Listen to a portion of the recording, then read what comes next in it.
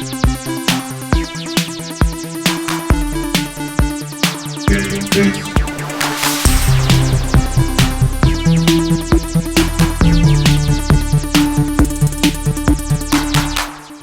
ho, Sifters. It's GameFace 160 on Sifted Games at sifted.net. Hope you're having an excellent Thursday night. We're only 6 days off the last episode. Didn't even wait a whole week to get you guys another one. The idea is to keep the show on Thursday going forward. So hopefully this will be our permanent spot here until something else comes up that screws everything up. Yeah, this is about our fourth or fifth permanent spot. Yeah, we do tend to jump around a lot. The idea is to keep it at Thursday. I think it tends to work out pretty well. It also gives you guys like the weekend to watch the show. The crazy part is, because it's only been 6 days, the last episode of GameFace is still getting tons of comments and action, and here we are recording another episode. So hopefully you guys are ready for another one. This is probably going to be another big one. We got a lot of topics again this week. Before we get going, I want to thank Carruthers43. Apparently, sometime while we were away, he donated $50 in bits to our account, so thank you very, very much.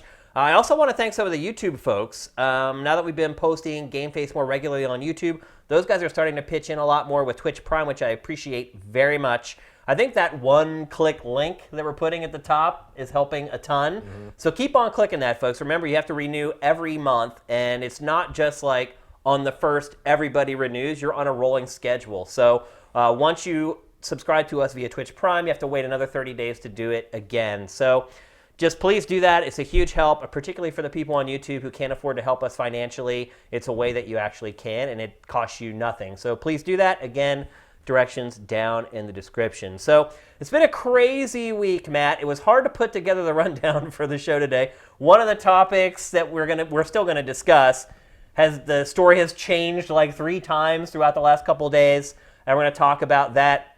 We got a couple big games to talk about. We're going to come back to Devil May Cry 5.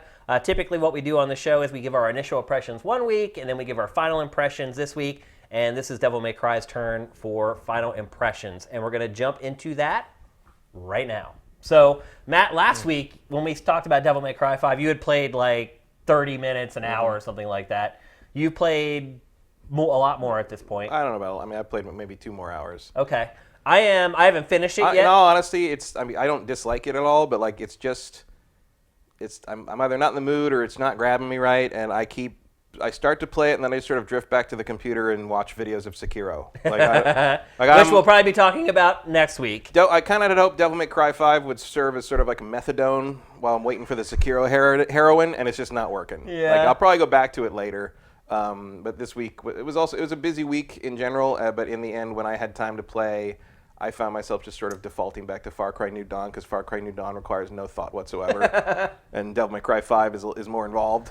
So you're still early on, but you I think I'm right before you play as V for the first time. Okay, I'm on mission 18.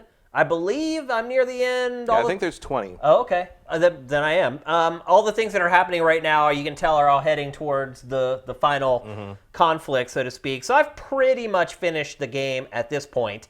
I guess one thing I do want to mention when we talk about it today is how the game feels to play. We got a couple comments on YouTube, and they were like, you talked about the game for 20 minutes. You didn't really explain how it works and how it plays. And I did talk about this back when I played the demo a couple months ago.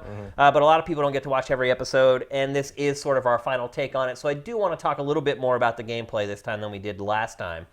And one thing we also didn't talk about last week that we absolutely should is V, who you just mentioned. You have not played as him yet. No, I've seen videos. The V videos, but I have not played the V levels. So V is the long-haired, dark-haired guy. He's Adam Driver. Yeah, that you've seen. Somebody was a Kylo Ren fan. Yeah, you just saw in the B-roll that we're showing. He's the guy who kind of levitates away in that one cutscene that we showed. Here's the thing with V. You do not actually fight with V. V can basically summon 2 creatures. He can summon a Black Panther and a hawk or an eagle. It's like a crow. I don't even know what it is. It's a big crow. It's some weird bird thing. And the way it works when you play as... That Nico is not intimidated by, it turns out. Right, yeah. So V, you don't actually play as V so much because he can summon these animals. You actually control the two animals. And then once the animals have done enough damage to an enemy, the enemy basically gets stunned. And then you come in as V and you finish him off with his cane/sword. And so basically how it works is once you summon one of the creatures to make them attack, you just hit the triangle button or the square button and they just kind of automatically take it over. And then once you've chipped an enemy down to the point where you can finish him, you move in with V and you hit the circle button and then he stabs him with his cane and then they basically disintegrate and that's how you fight. I mentioned last week the game is really easy, at least relatively speaking, compared to prior Devil May Cry games. That has not changed. In fact, the V stages are so easy. It's like a foregone conclusion that you're going to complete it without dying.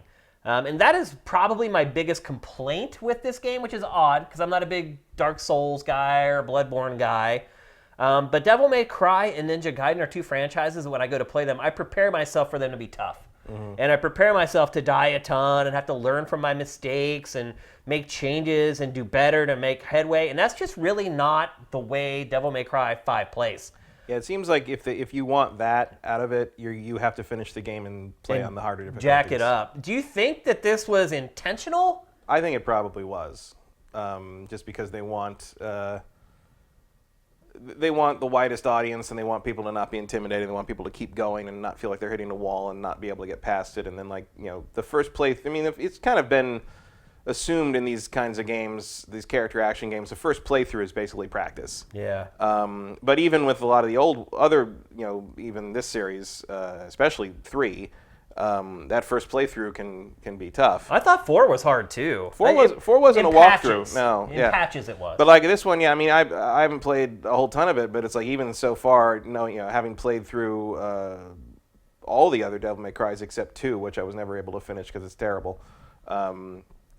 The fact like it feels a little training wheelsy to the point that I can't imagine what human difficulty must be like. Yeah. Like that must just be walking through. I've given a lot of grief to the Assassin's Creed franchise in the past for having enemies that just stand around and wait to get killed. And they've kind of fixed that in the last couple entries of Assassin's Creed.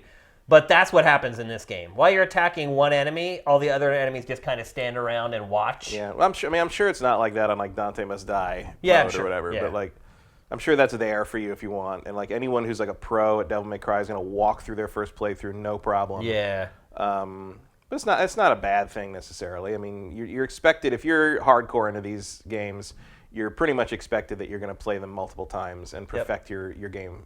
You're going to perfect your game. You're going to perfect your rating. You're going to get that triple S as much as you can on every difficulty.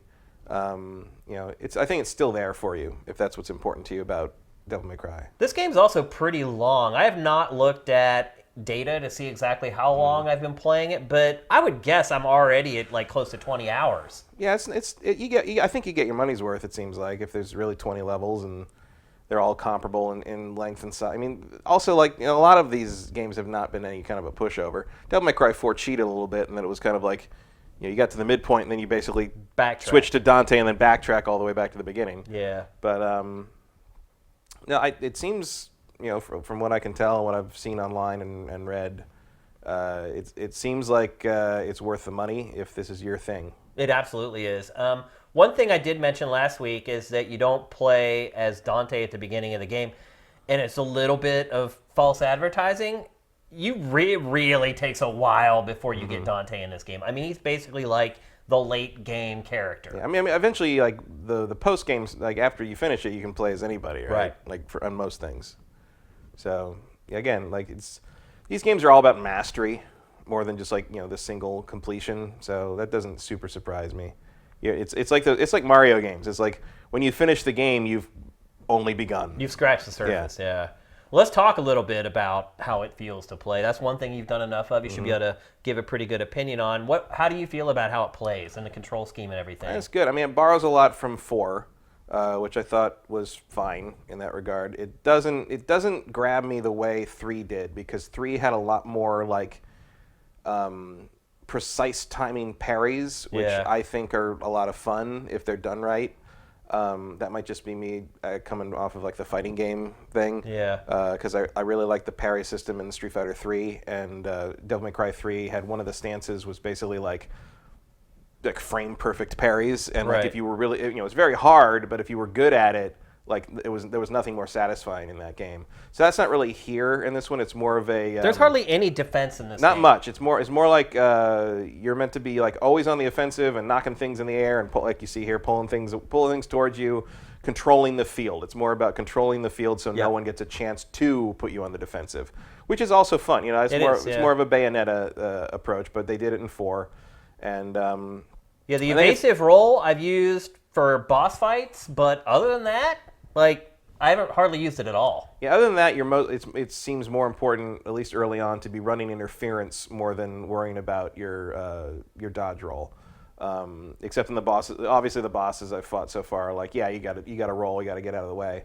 And I have used that invincibility. The invincibility frames on the jump have come in very handy on stuff like that.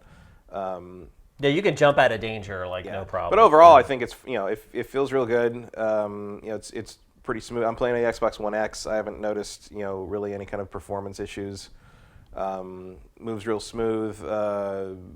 If you get a good combination of the breakers, which is a weird system at first, when getting used to the idea that they really break, they're disposable, and you have to like pick up more, buy more later. But like if you get the right combination. Because I know some people just prefer to use the same one 3 times. I like to put a variety in and as you start change things up. Growing through the game, a lot of the combinations are triangle, triangle, triangle, triangle, triangle, triangle, triangle, triangle, triangle, triangle, triangle, triangle, triangle. It uses more of like the pause system. So it's like triangle, pause, triangle, triangle is a different thing than just triangle, triangle, triangle. Right. Because there's only one button for the sword. Right. I do find myself using the guns more than I usually do. So we talked about that a little bit last week. So after we left, I went home and I just leveled the guns up all the way. Mm-hmm. And now I'm to the point where I can, and the gun on the PlayStation 4 controller is the square. Now I'm to the point where I can just hold the square in and release it, and I can kill most enemies with one shot. Mm-hmm. So it is way more effective than it ever has been for me in a Devil May Cry game. The one thing I would say that feels awkward, I don't think the combat in this game feels great. I think it feels a little, there's something about it. It's like kind of hitchy and a little disjointed. Another issue that I have with the combat is that there's no canceling. Once you go into an animation, you're stuck in that animation. You've got to wait for it to play out. And if you're surrounded by several enemies and maybe you miss a combo, you didn't get locked on correctly, you're just left kind of flailing out into nowhere, and there's no way to just cancel it out and get back into the fight. It's not like a deal breaker where I like lost a battle because of it or whatever. It just doesn't feel perfect.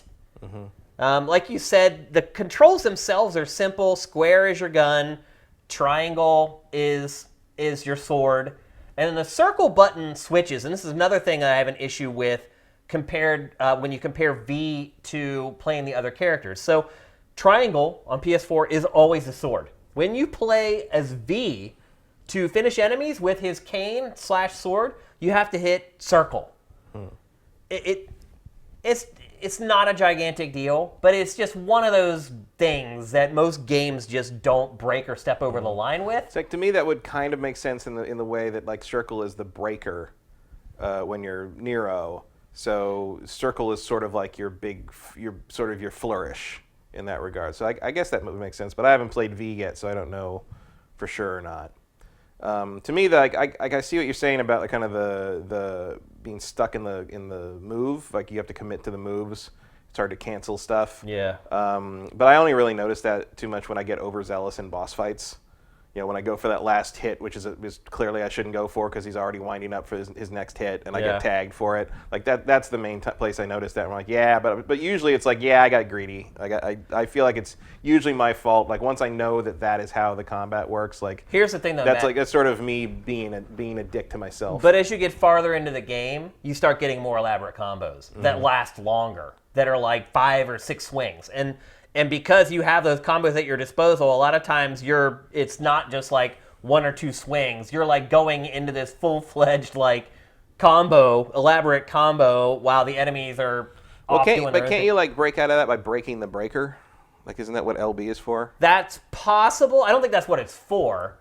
That's to deliver basically your most powerful move with your devil breaker. Yeah, but it's also then it's also gone. It's also to use use it right, but it's also like the other purpose of that is to basically use it as an emergency cancel. I wasn't aware of that, but I don't want to lose my breakers. That's the thing. It's like, so when you start each mission, you choose your loadout. You choose the breakers or the arms basically that Nero's going to attach to his arm, and that's another thing that you can level up throughout the game. You can increase it so you have more. But once you've run out of those breakers, the only way to get more is to find them laying on the ground. Mm-hmm. So before like a boss fight, a lot of times they'll lay one breaker down on the ground. There's always more breakers laying around than I can use. No, it's true. Like I pass up a ton of them. Maybe not always the ones I want. Or they're redundant. But see, here's the problem. Is like if you're full and you pass, and here is my biggest complaint about this game actually.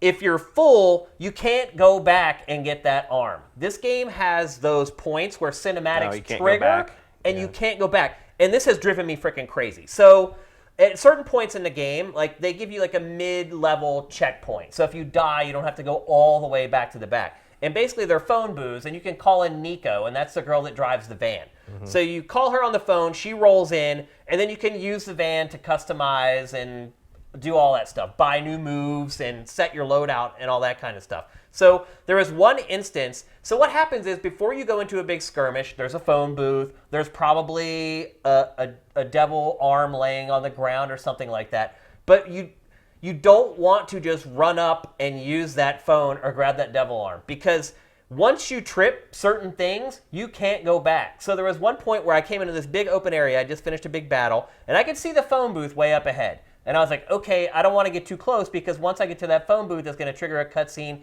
and I won't be able to go back. And I look around and I can see all these things that I want to pick up before that triggers.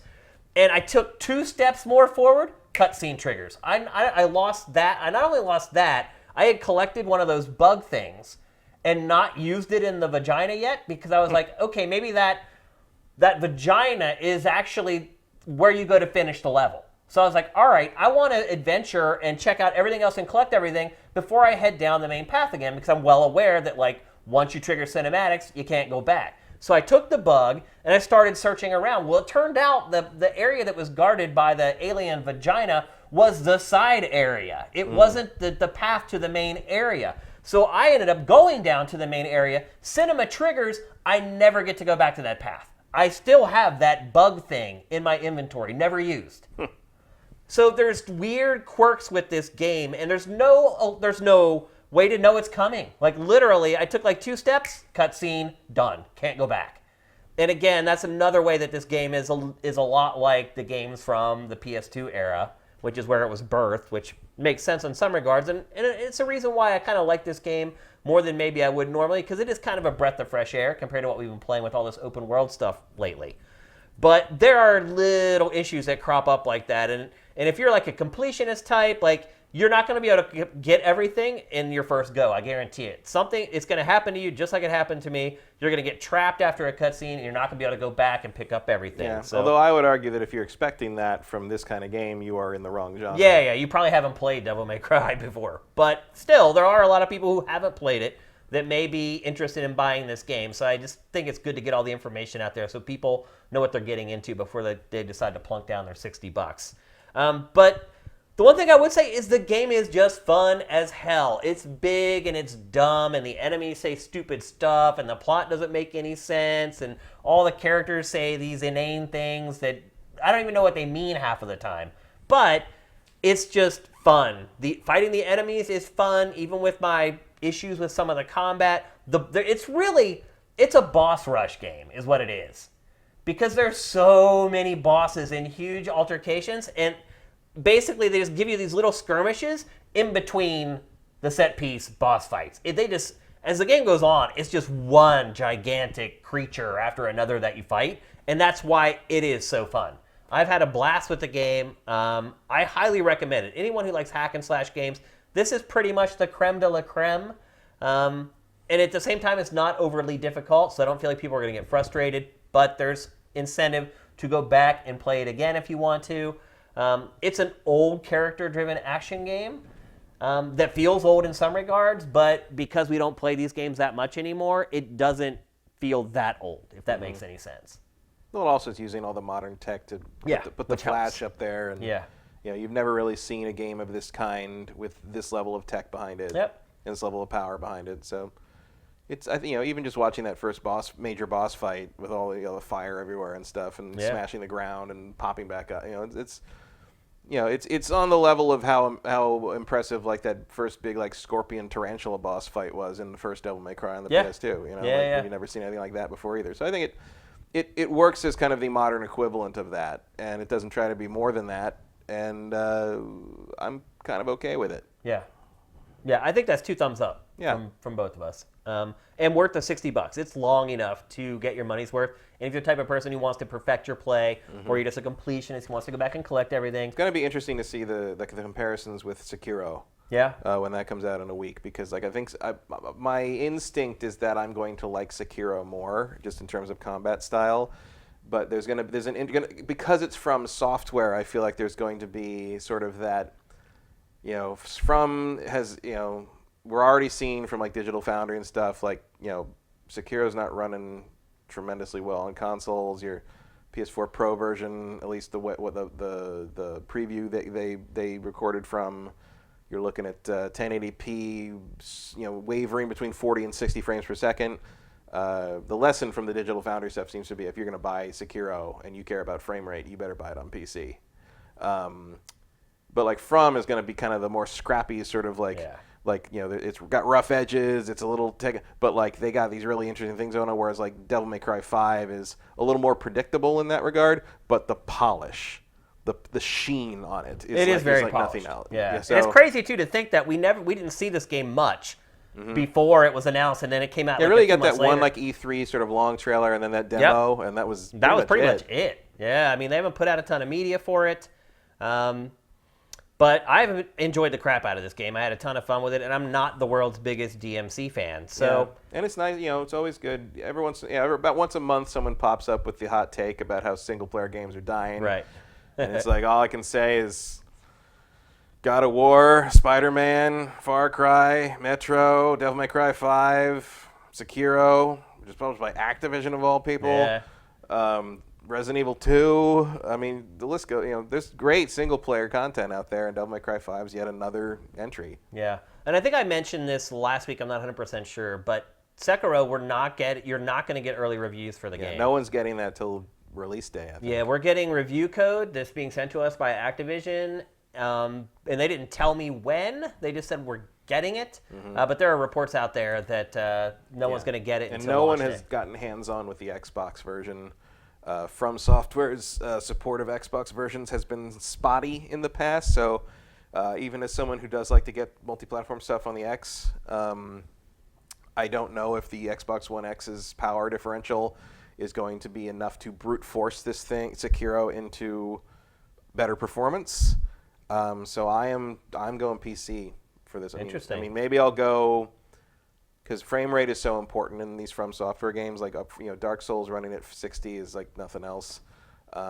Really, it's the only way to play it if you can. I know that we didn't on PS3 back in the day, but it's like now we're here, it's way better. Yeah. Sekiro is such a more combat-focused game in terms of kind of having a character action thing that I think that's important. So I am going for the first time in a long time on PC because I know that either it's going to be able to be run at that, but just in brute force, or the modding community is going to fix what they need to fix, because that's happened with From Software stuff, and maybe I'll go back and get it on a console later. I was actually kind of defaulting to PS4 originally, because that's what they're sending us. I just feel like I want to play these. I like to play From Software games on the PlayStation controller, like for whatever, just because I'm so used to it, I guess. But like this is a very different beast from Dark Souls and Bloodborne, so we'll see what it is. But I'm hoping we can talk about it next week. I'm hoping these reports are wrong and I get the code here in the next couple days. Because also, From Software's games are not short games. No, I don't think that's going. I think everything I've heard is day of. That's so weird. It would be the day after. Because this is not typical of From Software either. No, Dark Souls always out early. Yeah, and usually, some people think it's because they don't want spoilers out there. Some people just think Activision's being a jerk. No, Activision. Activision always sends us early code. Yeah. So whatever this is, I don't know. Could be that they're waiting for a patch to get the performance more likely, up. I think. Because what Digital Foundry was showing was not encouraging. Right. I mean, and if they haven't even shown the Xbox version yet, who knows? Yeah, it could be dicey. I mean, I feel with From and with almost any Japanese developer, I feel like you're pretty safe assuming the PlayStation is sort of the lead platform. Yeah. But in this case, who knows? From Software games, as good as they are, do sometimes have some technical surprises in them. Yeah. So it is a shame that nobody's getting this early enough to sort of give people a heads up on things day of. Like we're sort of going in blind on this one. And I know that there's tons of fans of From Software that trust them and they're just going to buy it. They're just going to get it. I mean, I already ordered it. Yeah. But like, who knows what we're going to be walking into next Friday? I'll say this: I am more excited for this game than any From Software game ever. Well, I think Sekiro is going to be more up your alley. Absolutely. There's no stamina bar, which is very important because you don't like stamina bars. Yep. It's about having this crazy combat, but like there's no RPG element, so there's no way to sort of like min-max into the wrong direction or whatever. Like you're always going to be equipped to handle whatever the game is throwing at you by default. That solves my biggest gripe with From Software games. Yeah, you at least will always know that you are equipped to do what you need to do, and you just have to figure out what it is and how to beat this particular enemy. I'm totally down with that. So hopefully we get it a little early and we can talk about it on next week's show, but I really don't think that's happening. Yeah, it doesn't look like Also, if you get it early, I don't get to play it. So yeah, that's true. I mean, I don't know. Like, well, actually, if it comes out on Friday, so it should go live 9 p.m. Thursday night, which is when you could get some in. That's when our show ends. Yeah. So we'll at least talk about it next week. I don't know how informed we'll be at that point, but we could theoretically push to Friday and have an evening of play before we talk about it. I don't know. Yeah, we'll see. Because that is the big thing next week. Oh yeah, absolutely. The good news for this month, it's not an amazing month for games, but they're spread out very well. So there's one big game every week, and we're going to be talking about the Division 2, which comes out tomorrow, later on in the show. I've been playing that for the last several days. So let's move on. We're going to talk next about a story that was a story, then wasn't a story, but maybe it still is a story. It's not a story. And that is the rumor that flew around. Was it yesterday or the day before? I'll say it was yesterday. Yeah, well, I think it was yesterday. That Sony was in late stage talks, to purchase Take-Two. And the internet went berserk. And the reason the internet went berserk, and the reason why people believed this was because the information was coming from Market Watch. Mm-hmm. And this isn't some rinky-dink like Sony fan site or a Rockstar fan. It was Market Watch, which is one of the biggest financial reporting websites on the entire internet. So a lot of times we see stuff like this, we'll see it's from ilovereddead.com, and we'll like ignore it and blow it off. Mm-hmm. When something comes from Market Watch, it's 99 out of 100 times legit. So we curated the story, several websites reported the story, and until people realized that they were reporting on something that didn't trace back to anything. Yeah. Like you couldn't trace this back to any actual data. Right, no data. So there was a guy, was it a guy from Wedbush? I think so, PAX I think company. PAX said that, yeah. Joel...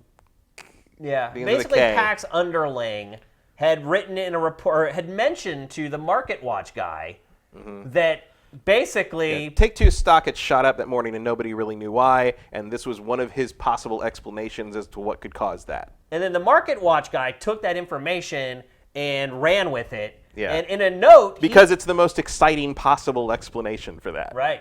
And then put it in a note that he didn't say possibly. He said that this is happening. Mm-hmm. That Take-Two... Basically, it's like word on the street is... Well, if you look at the headline from the story, it says, in deep talks. Yeah. That's what threw... And still... Because that's how far it would have to be at that point to actually cause that kind of a jump. I guess that's still what gives me pause through the whole thing. The fact that the headline of the story wasn't just they're talking, but deep in talks, which means that I am aware of the fact that they've been talking about this for a while. So if it's just something that you're hypothesizing or pulling out of your butt, as it were, it's weird to say that they're deep into this. Well, no, it's not, because his explanation for why that stock jump would happen would be, well, they'd have to, not only would this have to be happening, but they would have to be pretty deep into it. It would have to be kind of a sure thing for it to be causing that. But that's the scenario he's using to explain this as a hypothetical, and he didn't, I guess, couch it properly as a hypothetical, and someone just picked it up and ran with it. Well, the thing is that today, after he got put through the ringer over the last 24 hours. By Pac and a couple of those articles. I'm sure Pac was mortified.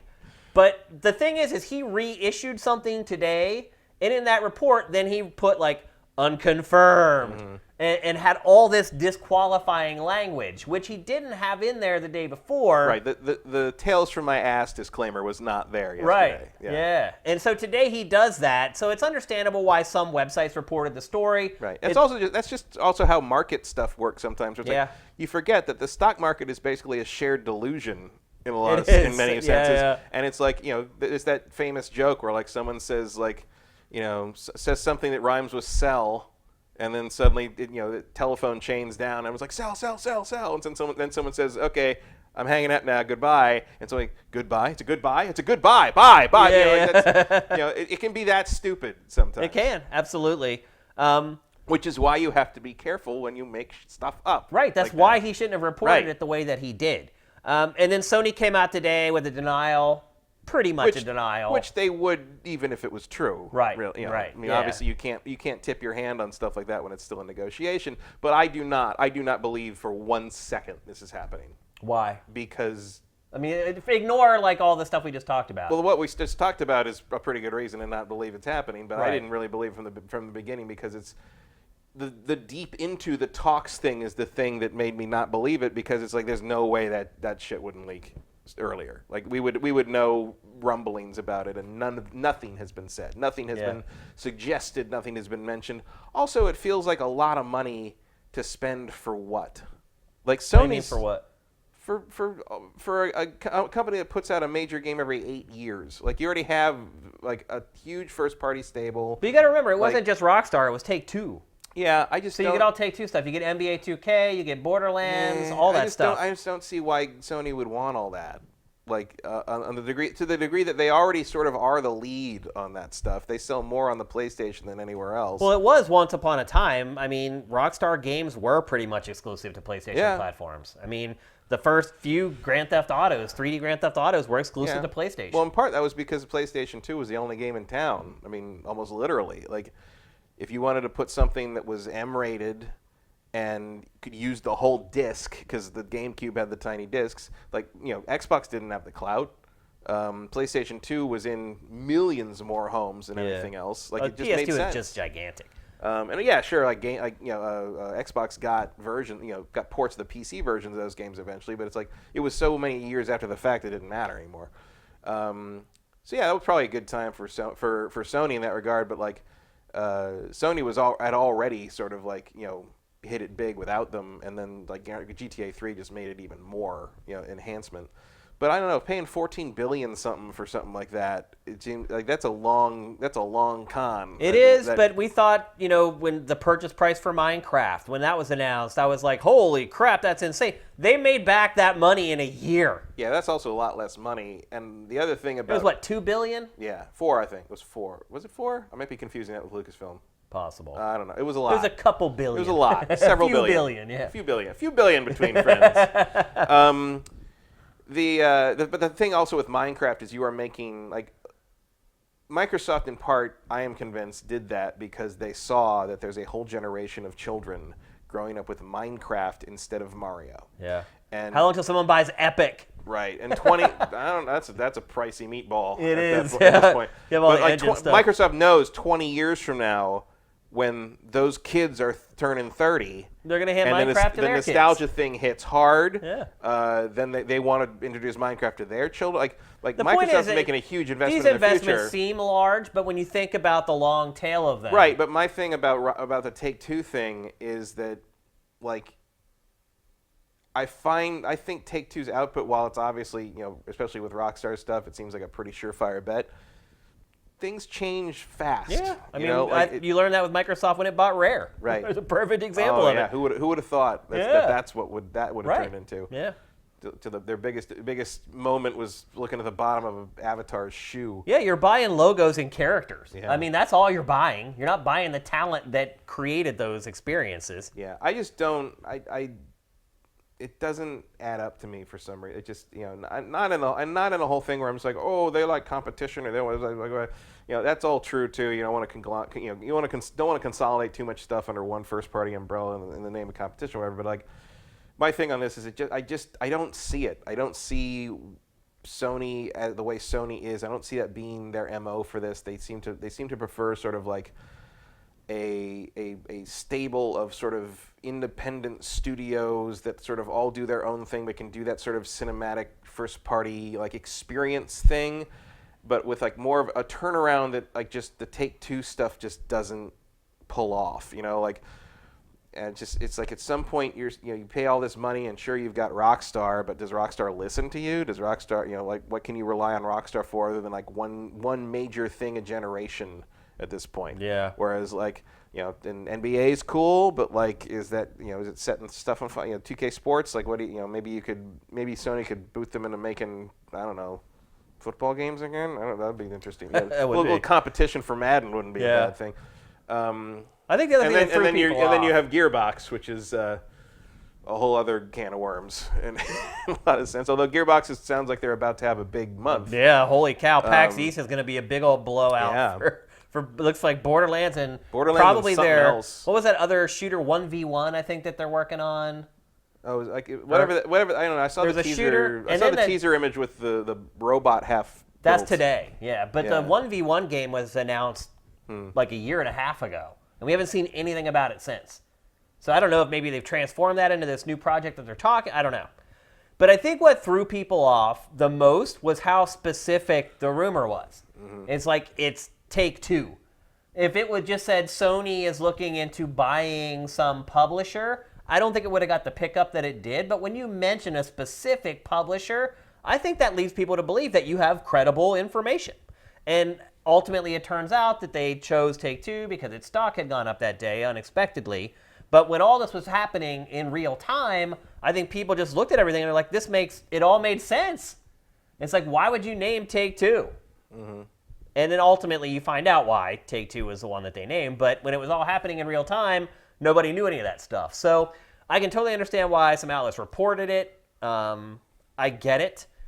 And were you excited or not excited by this news? I think most people were really pissed off. Well, I was unexcited because I didn't believe it from the beginning. Like, when I saw it, I'm like, that's bullshit. Like, that's not a real thing. I didn't look at it that way at all. After Microsoft just bought all those studios, I could totally see something. Well, I understand why people, like, jumped in on it, but it doesn't make any sense to me. It makes zero sense to me. And I'm like, that's got to be some weird. There's got to be some weird origin for that. But I think it absolutely makes sense. Like, I think it would be a smart acquisition. Because I don't agree with that. Think about it. If you make that acquisition right now, before PS5 and Xbox 2 come out, and people know the only way they're going to be able to play the next GTA, the only way they're going to be able to play the next Red Dead is if they buy a PS5. That makes a huge difference. That trickles down in so many ways. It trickles down into selling software, period. Because if more people buy your console, you're going to sell more of everyone's software, not just Rockstar's. So I thought it actually made great sense. I thought it was going to be a genius move, but ultimately it turned out to just be folly. Yeah, I don't think that makes as much sense as you might think it would when you're dealing with money and that kind of those numbers. Like, it's so much money for the sake of something that, like, really, like, people still associate GTA with PlayStation brand anyway. Like, it just feels like it wouldn't be worth it to the point that, like, I don't see modern Sony doing that. But think about it, Matt. How many people would make their console purchase decision solely on that? A lot. But only, I think, when GTA was actually in play. You know what I mean? I think. But people know another one's coming. A very small demographic know. Oh, like, no. Oh, yeah. No. The mainstream that make these things an actual multi-million Those people huge know. No, they know don't. there's always going to be another GTA. Yeah, but they don't know that it's going to be exclusive to them because a certain company that's not even called Rockstar got bought by Sony. If they signed that deal, they would know. Sony would spend so much money trumpeting that crap. Not until they could admit it existed. You also think about the timing of the next GTA. I mean, we should be able to see it any day now. Like, the game's been in development for like 8 years. GTA's years and years away. You don't know that, though. But I'm pretty sure it is. Like, I would say an educated guess, probably, but you don't know that. I don't know that, but I'm pretty sure that for the next 2 to 3 years, if they did, first off, it would take a couple of years to complete that purchase.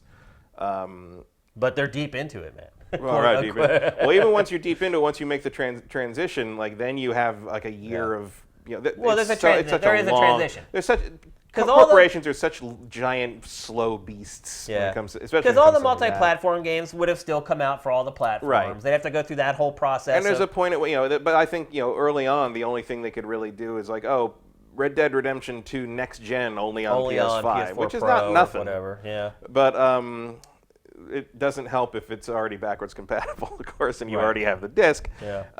But it would probably, if you're talking about the best version of it ending up on PS5. You would maybe have a fair amount of double dipping because a lot of people who wanted the best version this time around bought the Xbox version. Yeah, they did. I don't know. It just didn't ring true to me. It felt like people were jumping on something like that because a bunch of crazy acquisitions have happened. Yeah. The last 6 to 12 months. Like it's not like a crazy. It's not out of it's the not realm a crazy of idea in the times we're in. You know what I mean? Yeah. Like that. It's not a thing that I looked at and was like, that would never happen because, corporate acquisitions of that nature just aren't a thing anymore. It's like, no, because that stuff's happening constantly. I mean, actually, that stuff's happening more now than ever. Like, everything's getting consolidated into in my mind, umbrella. it just does not jibe with what I think Sony is after right now. Like, it's, if they wanted to play it that aggressively, like what you're talking about, they probably could. I think they could afford to buy it. Yeah. That was another thing really people wanted were wondering. to. They're like, could they even afford it? But they absolutely can. They could. It would hurt. It would hurt. It would be all in. It would be an all-in bet to some degree. It might be. I mean, the only thing that would have convinced me is if they were already in the process of getting rid of Sony Pictures. Yeah. Which has been rumored for years that they want to do that because the only wing of Sony that really makes money is PlayStation, Sony Computer Entertainment. Some of their weird industries also make money. Yeah, but for years it was just SCE. Yeah. And Sony Pictures has been a notorious loss leader for a long because they can't figure out how to get anything done. Yep.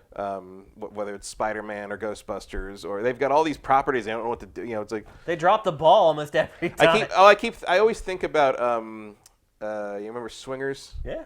How can you not remember Swingers? There's that pep talk they give Jon Favreau about how you're this bear with these huge claws. And he's got this bunny. You don't know like that's Sony. That's Sony with their IPs in Sony Pictures. Like this, it's like you have Ghostbusters. How can you screw that up? You had Spider-Man and you screwed it up 3 times in a row. Yeah. And now you might take it back and screw it up again. Yep. It's just or not. Yeah. Or they and I don't know. Venom did well. Yeah. I didn't see that one coming. Yeah. Venom wasn't terrible. I watched it on a flight, and it wasn't great, but it wasn't terrible. It's funny to me how like there's sort of like there's an expectation now of like modern superhero movies to be of a certain nature and a certain kind and everything. Yeah. But you're seeing with stuff like Venom and to a lesser degree Wonder Woman, like doing kind of a throwback to like making a superhero movie that feels like it was maybe done in the late 90s. That seems to work now. Yeah. Like people dig sort of the throwback thing, kind of the retro superhero movie. That seems to be, and I think Shazam's going to go for that. It looks like next month as well. Oddly enough, my biggest complaint with Venom was something that had to be in the movie, which was the internal dialogue between him and the I thought it was terrible. It is. I mean, Venom. Here's the thing: Venom is a bad movie, but. Unlike a lot of other bad superhero movies that have come out in the last 5 or so years, Venom's fun. Yeah, I was able to watch it all the way through, and I was a captive on a plane, but still. But it's not. You don't have it's not you're sitting there like I sat all the way through Batman versus Superman, thinking, what the fuck am I watching? Like, why are you doing this to me? Everyone involved in this film. It was but that Venom bad, is like Venom's cheesy and stupid, but it's like you have a good yeah. time. Like it's not insulting. It doesn't feel like you're being forced through this death march through this terrible like series of bad decisions. It just feels like it's a kind of a cheesy throwback movie. And let me also note, Venom made more money than every X-Men movie. There is no X-Men movie Fox has ever made that made more money than Venom. Venom made more money than every single X-Men movie. Wow, that's crazy. So Venom was a giant hit. That's nuts. So that might have bought Sony Pictures a little bit of leeway. Yeah. But like that was, I would have been more willing to believe the Take-Two rumor if that was sort of a thing that was in play, because then Sony would have an influx of cash. They'd be able to sort of move to something else that they think is Right. a better investment. And frankly, buying Take-Two probably would be a better investment way better than holding on to investment. Sony Pictures. It would. But what are you gonna that's do? just my opinion as someone who has had to watch a lot of Sony Pictures. So what have we learned through this? Anything? Because I don't feel Check like your anyone... sources, damn yeah, it. I mean, the guy who issued the original report at MarketWatch screwed up big time. Yeah. But I'm talking about like the games industry. Have we learned anything is there anything that happened here that we can learn from, or is it just one of those situations where no matter what, this was going to happen? I mean, check your sources, not just as the guy who wrote the MarketWatch article, but as The someone guy who's who passed reading the info along. or someone who's reading these articles. Figure Yeah. out where it goes. Don't just read it and. That's true of all news these days. Is like follow it to the end. Figure out where the source is. Click the links in the article and see where they go. Does it go to an actual source that has some kind of backup or some kind of information source? But it did. It went to MarketWatch. Yeah, like but the most reliable where do you go from financial beyond resource. MarketWatch? Where does MarketWatch take you? Well, he's the guy who broke the story. Right, but where did it come from? And then eventually you do that research, and that's where you get you got it from nothing. But he didn't share that. Like he just Not immediately, He but just reported it. But if that's as far as it goes, don't believe it until you see some actual proof. It's like that's not really all that much better than you click through like 3 iterations of a story being re-reported, and the original source is one guy on Reddit. That's basically what happened here. Kind of, yeah. It was just. It was a much more reliable version of Reddit, I guess. It was a stock tip kind of thing, but I mean, MarketWatch. MarketWatch is reliable. You can't get a better source for financial news. I mean, but at this, I don't know. maybe about Wall that. Street Journal, maybe. Yeah, but like, what I'm saying is, if it seems too crazy to be true, that's what we've hold learned. back. Again, Hold if on. something sounds too good to be true, it's probably not true. Although, and to be fair, a whole lot bunch of people things would is- say this was not good news. Yeah, but I mean too good to be true in the sense that it's like a story that sets the world on fire. Right. You know what I mean? Yeah. You don't have to like it to think it's like, holy crap, this is if it's something that if this is true, this will be like one of the top 3 stories of the year for the game industry. Oh, it would have been Like, the biggest acquisition in the history of games. Just hold on. Yeah. Like wait a minute. Like let's see what happens first. I can't unless think- unless you have a direct source coming out and saying like Sony's sitting there, it's like, yeah, we're buying this motherfucker. Like that's different. Okay. You mean a direct? So you're saying only believe it if you have a direct quote from the parties involved. Early on, yeah. Let it develop. Wait and see what happens. Because there's people in this industry that are going to do that legwork. They're going to find out. And we found out in like hours. Yeah. Right. It was in hours. We're like, oh, this probably isn't actually anything. I wish I could have heard the conversation Pac had with that guy. Oh, that would have been a lot of fun. I mean, I'm sure you'll get to be hear. a fly on the wall. You may not get to tell us about it, but I bet you'll hear some stories. I will Yeah. absolutely hear the story, and I will absolutely not be able to share it with you guys. I'm sorry. Maybe Pac will decide to tell the story because it is his company. Yeah, get those questions in. Seriously. For Factor. No, yeah, the next round of Pactor Factor, remember this and ask it. Worst thing he can say is I won't answer it. Just take 2 rumor. Yep. What's the deal, man? Yeah. Like, I mean, the guy was from Wedbush, so yeah. So, yeah. I mean, it was a fun ride. It was fun. Yeah. For 24 hours, just thinking about it, what the possibilities were. Mm-hmm. Ultimately, I came to the conclusion that it would have been an absolutely, I think, genius move. I think it would have just set PS5 up to dominate next generation, but was not meant to be. No, that was still a bold bet. Yeah. Even if it had, I mean, if it paid off, whoever made that decision would have been set for life in the corporate world. Absolutely. But I don't know. You're kind of risking too much on that as Sony. Ironically, I feel like if the rumor had been about Nintendo, I might have believed it a little more in terms of the war chest. You mean if possibility. Nintendo buying Take-Two? Take-Two, Oh, okay. yeah. Because I thought you were saying Sony buying Nintendo. Nintendo, Nintendo like has so much damn cash on hand. It does. That they could like finagle something like that. What is whereas, it ever going to do with all that money? I don't know. What is it going to do? I mean, you got to spend it. What do you...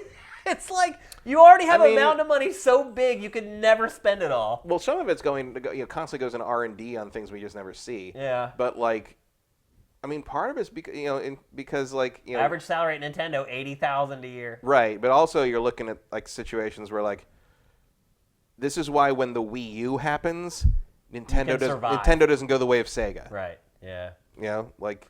I mean, they have enough money to survive like 10 Wii U's. They do. But like that's cool. Yeah. You know, they're still doing fine. They're still paying out for their shareholders. They're doing everything a company needs to do. And if they want to hold that war chest for the sake of security or whatever, more power to them. Like, but that's just not Sony's situation. So Sony would have to rearrange the deck chairs on the Titanic a little. I mean, honestly, Nintendo could acquire a lot. Yeah. I mean, it could absolutely make some gigantic moves for content that could, and maybe Nintendo is finally starting to realize that content is king, like everybody else is realizing. I mean, software sales on the Switch should teach you that pretty quick. Right. Yeah, I mean, it should know better than anybody. I mean, the hardware is doing well, but it's the money, the hand over fist money is coming from the software sales, which have this crazy attach rate. Both first party and third party. Mm-hmm. So, all right, let's move along. We're going to talk next about something that's going to happen next week, and this is a case of a rumor that absolutely was true. So next week at GDC, and I'm sure we'll be talking about GDC on the show in next week's episode, going down all week in San Francisco. Next week on Tuesday, the 19th, Google will be unveiling its Project Yeti gaming initiative.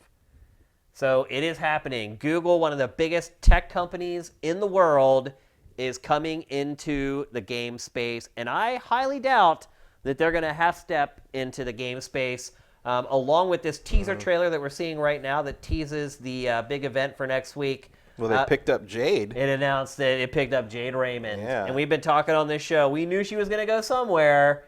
Didn't think she was going to go there. No, but I'm sure she's glad she went there. Yeah, well, I'm sure they're glad they got her. Holy cow. I guarantee you she's making like double the money she made anywhere else. Yeah, plus she's not at EA anymore. Right, It's got to be a bonus. Because Ubisoft notoriously underpays. Yeah. That's just kind of a known thing around the industry that Ubisoft does not pay as well as other publishers, at least for people who work for Ubisoft here in the States anyway. I don't know about Europe. But here in the States... She was in Canada. So right. Yeah, well, North America, yeah, who knows? I think it depends. Like, if you're at Ubisoft and you're in Toronto, you got to be paid pretty well. You can't live in Toronto. Yeah, it's an expensive city for sure. So she left there, went to EA, only stayed at EA for, was it even a year? A little over that, I want to say. Was it over a year? Yeah. It was a year-ish. Here, I'm just gauging by how long I've waited for more Star Wars news. So, yeah, it's around that. And so now she's going to Google to head up their gaming initiative. Do you think that's a good hire? Oh, yeah. Yeah? Yeah. I mean, Jade can make good games. She's a very good Can she run a platform? Yes. Really? Yes. I'm not so sure about that. The people I know at Ubisoft who worked under her and worked under her when she was running multiple projects say that, yes, she can definitely do that. I don't know. I'm not sold on that yet. I love Jade. Well, the people I know who worked with her for years are completely sold on it. Interesting. So, okay. I'm going to go with them. Yeah, but she's never worked on a platform before. It's apples and oranges, completely different. You're making games. You're running an entire platform. And I believe you. I believe she's a great manager and people like working for her and working under her. That doesn't mean she has any experience working and growing and succeeding with a platform. Yeah, but she's been in the game industry for how long? I'm sure she has her own ideas about what would make a decent Not as long platform. as we've been in the games industry. Well, I don't want her job, so she's welcome to it. But I'm just saying, I mean, she hasn't been in it that long. I mean, she appeared really She's been in it her whole adult life. 2006?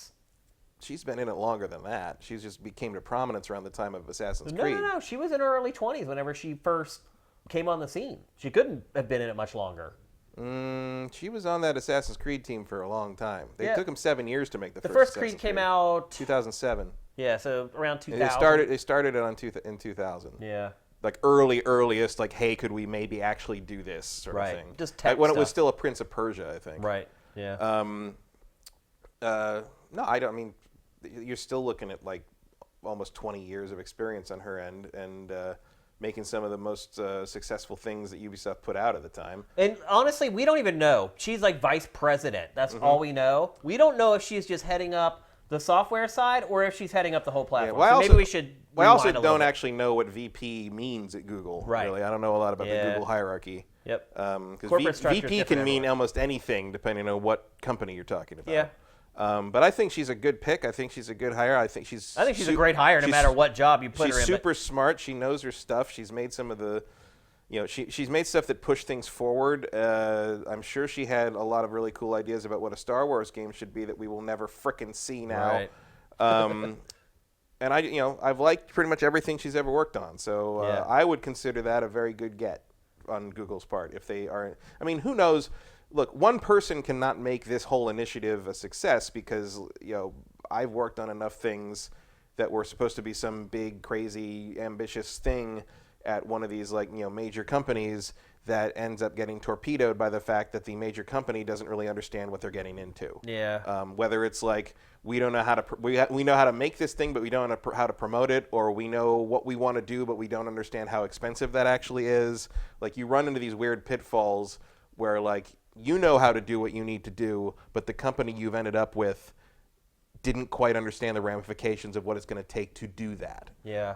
So I'm hoping that Google, being Google, is willing to, give her and whoever else is working with her what they need to make this an actual thing, an actual competitor, an actual platform that people aren't just going to something that's not the next N-Gage. You know what I mean? Something that's not like a stillborn Ouya situation. I will say this. Remember the Ouya? Yeah, I have an do Ouya remember with that. my fucking gamer tag on. Well, we're about to look at Google's controller in a minute, and that might remind some people of the Ouya. A little bit, yes. That's a good callback, yes. But I did think of that. When I will say this. I think Google is going about things the right way by launching it at GDC. Or at least launching the initiative at GDC. Yeah, you're definitely presenting it to the people who need to be excited about it. You need to get them on board. Yeah. And ironically, they're debuting the console at GDC, the same place where Iwata went and said that mobile gaming is the devil and you should never get into it. But also where the Xbox was debuted. Yeah. With that. And I think the Revolution was debuted at GDC. Or he showed the controller, I think. They showed the controller for the first time at TGS. TGS? Because we were there for that. Yeah. But I think the project was first, acknowledged there, if I remember right. So they're going about it the right way, because you go to GDC, it's the Game Developers Conference. It is the biggest get-together of video game developers in the world, purely for them to get together. It's a place where people go to try to get jobs in the industry. By the way, if you're a budding developer, you're trying to get a gig, you should buy a ticket to San Francisco right now. No better place to get a job as a developer than going to GDC. It is part job fair, and it's a good place to be, especially if you're a student who has a portfolio or something to show, either art-wise or coding-wise. Yep. They're there. The companies are there to look at new talent. That's part of the thing. Yeah, they have tables set up there, recruiting tables to meet people. So if you're a budding game developer, GDC should be number one on your list of places to visit. Especially if you have something like a game, if you're an indie thing, if you made a quick little game. Put your demo on a thumb drive. Yeah, put it on there and give them. That's the most important thing, is have something someone can look at, play, and say, and They'll meet a lot of people. Don't just have an week. idea. Right. Have an actual thing they can put their hands on. Yeah. Whether it's a game they can play, or whether, even if it's if you want to be a writer or you want to be a scenario designer, if you've made an RPG Maker game, that's a thing. Yeah. That's not nothing. You got to take assets. Or if you're if you want to do art, have that beautiful portfolio. Make sure you have science fiction in it. That's a thing I've heard is art. People go for art portfolio evaluations, and a lot of times because Game of Thrones is so big, they're focused on fantasy. Right. But or just because they like fantasy. Or because they like fantasy. It's but I know Game of Thrones is a big influence for several years because it's so huge. Makes but sense. And they're some people were I looked at these things and they're great, they look really good, but I need you to make Blade Runner. I need to know you can do Blade Runner for our game. So many games are more science fiction oriented that's an important thing to keep in mind. There's a big difference too. We don't know much about the initiative. Obviously, we're going to talk about it on next week's show when it's all completely unveiled. But as I mentioned earlier, the one thing that has been shown is the controller. So Sam, bring it up. Here it is. So this actually is not the Google controller. This is a controller that was modeled by someone based upon a patent. And Sam, if you can flip to that one that has the patent. There you go. So he basically just modeled the controller based upon the patent that Google put out. Google initially filed this patent in 2014 and then updated it in January. So they've had the tech on lock for a while. And they did provide some information on the controller. And I'm going to just read it for you very quickly. The controller is powered by a processor and onboard memory that acts as the literal controller for the entire gaming setup. It could feature a display, which is not featured in the patents or on the mock-up, that receives notifications for game invites, chat messages, or other related content via an audio and or visual cue. I just want to say right now that I think PlayStation 5, Xbox 2 are probably both going to have screens on their controllers. I think that's kind of the next thing. The controller is going to be more than just a controller. It's going to Yet again, be a communication device. Yet again, Sega 20 years ahead of their time. No, you're right. With no advantage to doing so. Yeah, with the VMU. The VMU. Connectivity between the controller and the host device will be via USB, Bluetooth, and Wi-Fi. Upon interacting with the notification, the controller launches the game or chat app on the connected host device, which could be a television monitor, a tablet, or a smartphone. According to the patent, if there are multiple host devices, users can decide which launches the game right from the controller's screen. Onboard memory can be used to store a user's account, TV settings, volume preferences, and other settings. As a password, the patent envisions users entering particular key combinations using the controller's buttons. So what do you think about all that? It's a neat presentation. I don't know if it's something that's going to get any traction. Yeah. Where's the console? Yeah, well, they said there is going to be hardware. Mm-hmm. It's not just going to be like through the internet or whatever. There's going to be some physical piece of hardware that they have to sell with the controller. Mm-hmm. But it sounds like the controller is kind of the real innovative thing here, other than Yeti, obviously, and it's the streaming stuff. But the controller sounds like the innovation here. It's basically a controller that they've designed from the ground up to use with multiple screens, which we haven't really had that yet. Every controller we have for consoles right now is concentrated on that console, that TV. Yeah, it does feel like, I guess there will be hardware, but it does feel like kind of, it sounds like Google's been watching Pact or Factor. Yeah, it really does. It's like, it feels like the first step towards what he talks about all the time with, there will be no hardware, it will just be your devices, and you'll play it on anything you want. Well, the fact that the controller itself has a processor and memory in it. If the controller is kind of the common denominator there, that makes a lot more sense. I mean, imagine if they did something like what Nintendo did with the Wii U, where you have a controller that's sending the signal through the air to the TV. And in that case, you wouldn't even need any hardware or console. The whole console is just the controller. And it has all the information in it. Maybe you need a little sensor that you plug into your HDMI port. I mean, it's also basically the Switch. Yeah. When you think about it. Yeah. I mean, you need the dock, and it doesn't quite do the same thing, but like it's the same idea. It is similar concept. It's sort of moving in that area. I don't know. I mean, obviously, it's going to depend what the library is, what it can support.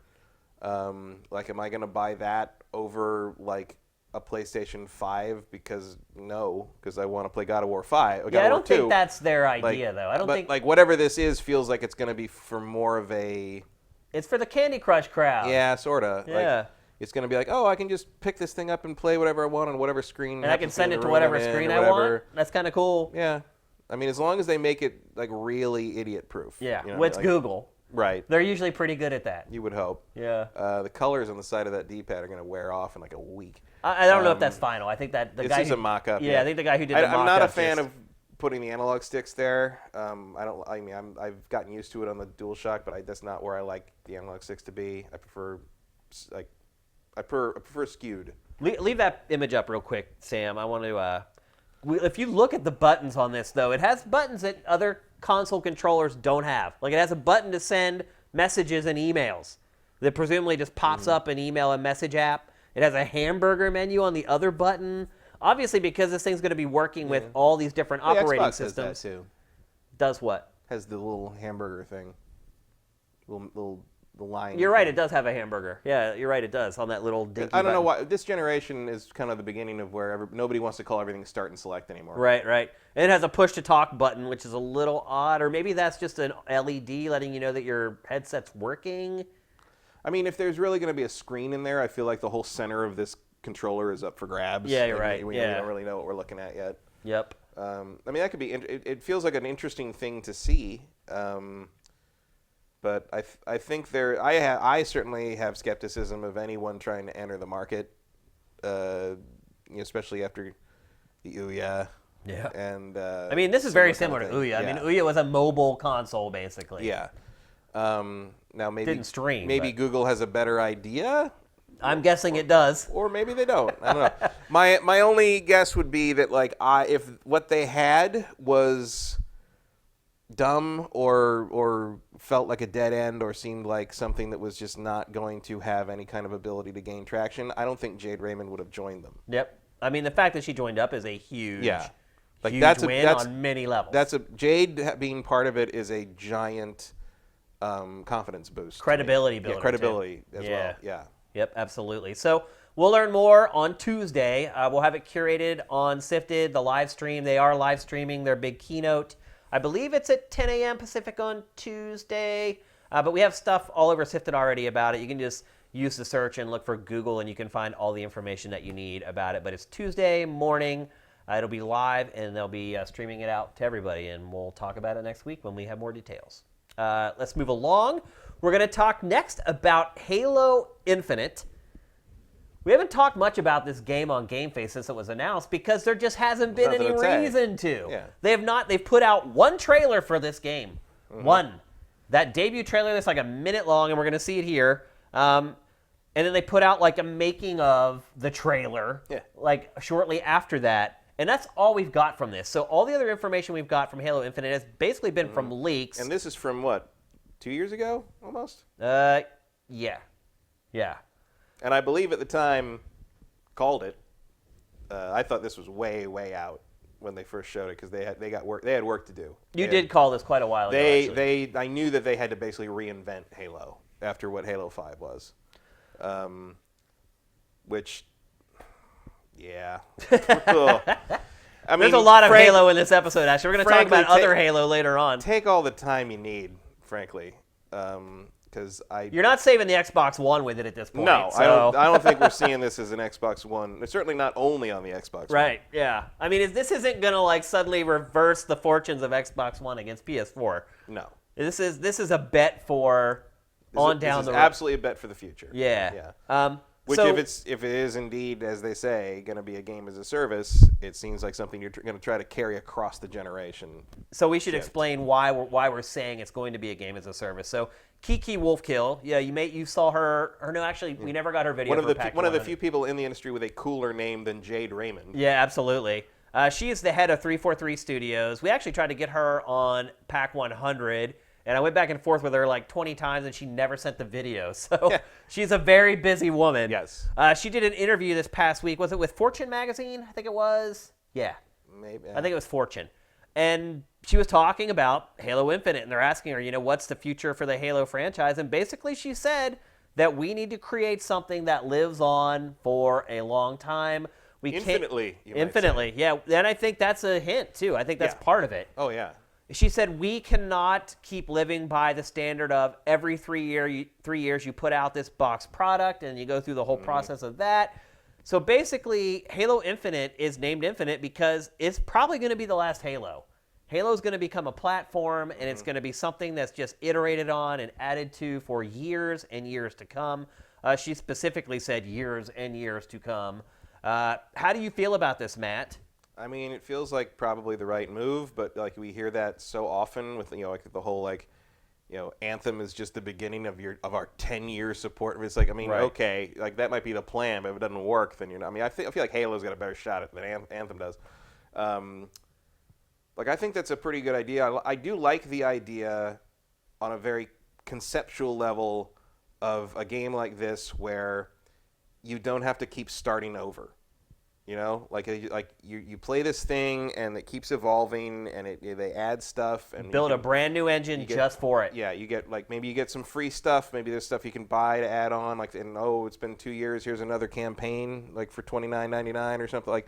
I think that's cool. I think that I like the idea too. I'm into that, especially for something like Halo, which I feel has had a lot of trouble staying fresh, and B, having a lot of trouble continuing to strike when the proverbial iron is hot. Yeah.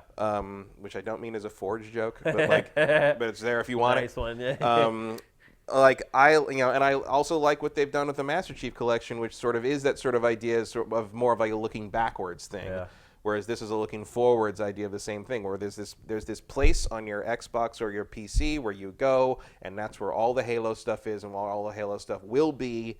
And it's just sort of, and they've tried to do that, like the Halo Hub or the Waypoint, Halo Waypoint. Yeah, that didn't last long. That didn't hold out for too long, and partly because it was a bunch of clunky garbage. Yeah. But there's something there. Like the concept is sound. They just have to execute on it.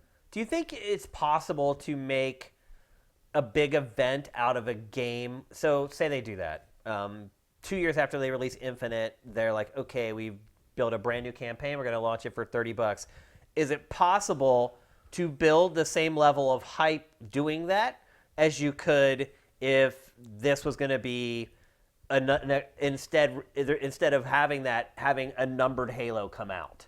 Yeah, I think so. Also, I think like you can still number them. You have them in Halo Infinite.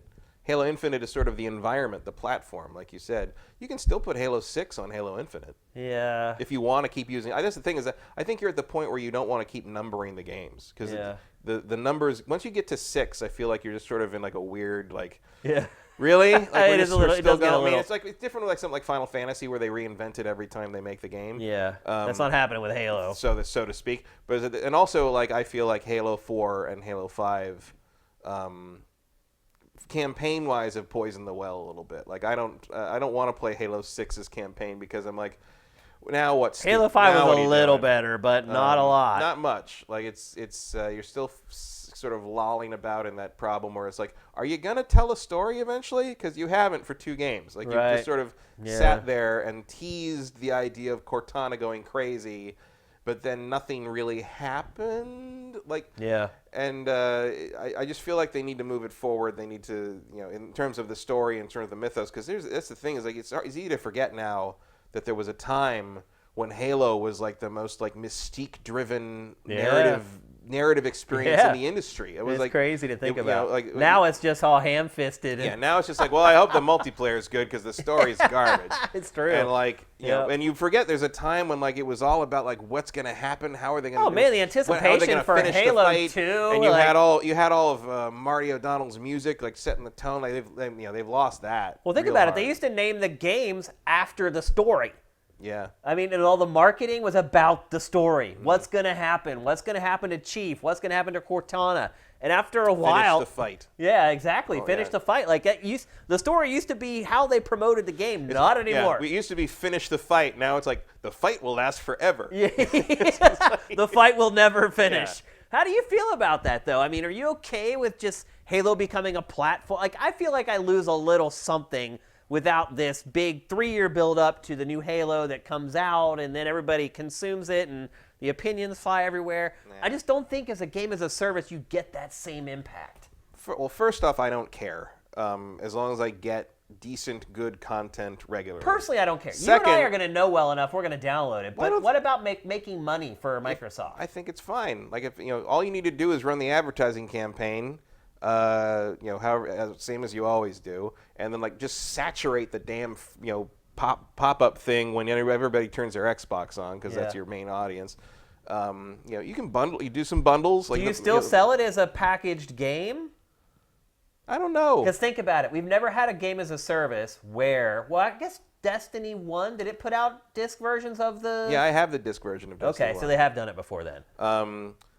Yeah, I mean, Bungie did it. That was a long time ago, though. I mean, like, I do think, like, it, stuff like The Taken King and Forsaken did get people playing again. You can make those into events. You can make those into something that people come back and play again and try. And, like, obviously, I don't think it convinces new people to come back and play, though. That's the problem. Well, that's what I mean is, like, Forsaken wasn't really pushing it like that. But, like, if you push the next, if you're just call the campaign something cool. Just call it Halo 6 or whatever. Yeah, call it Halo 6 or call it Halo : thing. Whatever. Whatever your subtitle, whatever, Halo Origin. I don't care. Like, whatever dumb, and like just run the ads on the NFL games with that on it, and it's like, on Halo Infinite right now. Like, go load it up right now on your Xbox. It's right there. I just feel like for the average Joe, it gets a little confusing. Okay, well, the average Joe either can't understand how online platforms work, or they know that Take-Two means that GTA is going to be exclusive 8 years later. Like they're either dumb or they're not. Like, but and I think the people. One thing though is the average Joe does know Halo. Yeah, but they know Halo. They know Grand Theft Auto. They know Madden. I think they can figure out that the thing there that says. Many. I think they can figure out that the thing that says Halo on their Xbox is how they can play the new Halo. Like, I don't think that's a problem. that sort of like incremental update thing is sort of integral to how mobile gaming works, and mobile gaming is more universal to people than console gaming at this point. So if you want to push Halo kind of in the direction of being that sort of update driven thing, as long as you still have like a national ad campaign that makes it a big deal, that makes it something you see on NBA games and NFL games, and makes it like I think the venue of when you're being marketed to is as important these days as how you get the content. For sure, yeah. So I think if they continue to push it as a big deal, it will be a big deal. The question, I think, is more, is the Xbox of the next generation going to be able to make headway against what Nintendo and Sony are throwing up in its path? That's my point. And because the thing is, the people that, look, preaching to the choir is easy. Mm-hmm. Getting you and I to buy it and jump on whatever platform and make our way through it and figure out what we want to buy and then buy, not a problem. But Microsoft needs the casual folks to come back to Xbox. I mean, that's what it's lost with Xbox One, pretty much. It lost all those casual people who only buy a few games. They all went and bought PS4 this time. So to me, it sounds a little counterintuitive to kind of gum up your biggest IP. I don't think they're doing that. I think Halo Infinite's launch is going to be as big as Halo 6 or whatever you want to call it is. And it's got the advantage of not being called Halo 6 because, there's sort of a conventional wisdom. You don't want to keep jumping in. People that maybe haven't been paying attention to Halo for long, because it will have been a long time when Infinite finally comes out. Yeah, it will be. Yep. Halo won't have been a forefront thing for a long time. I think the advantage there is that Halo Infinite feels like a new thing you can jump into, and will be kind of a flagship thing for the new Xbox.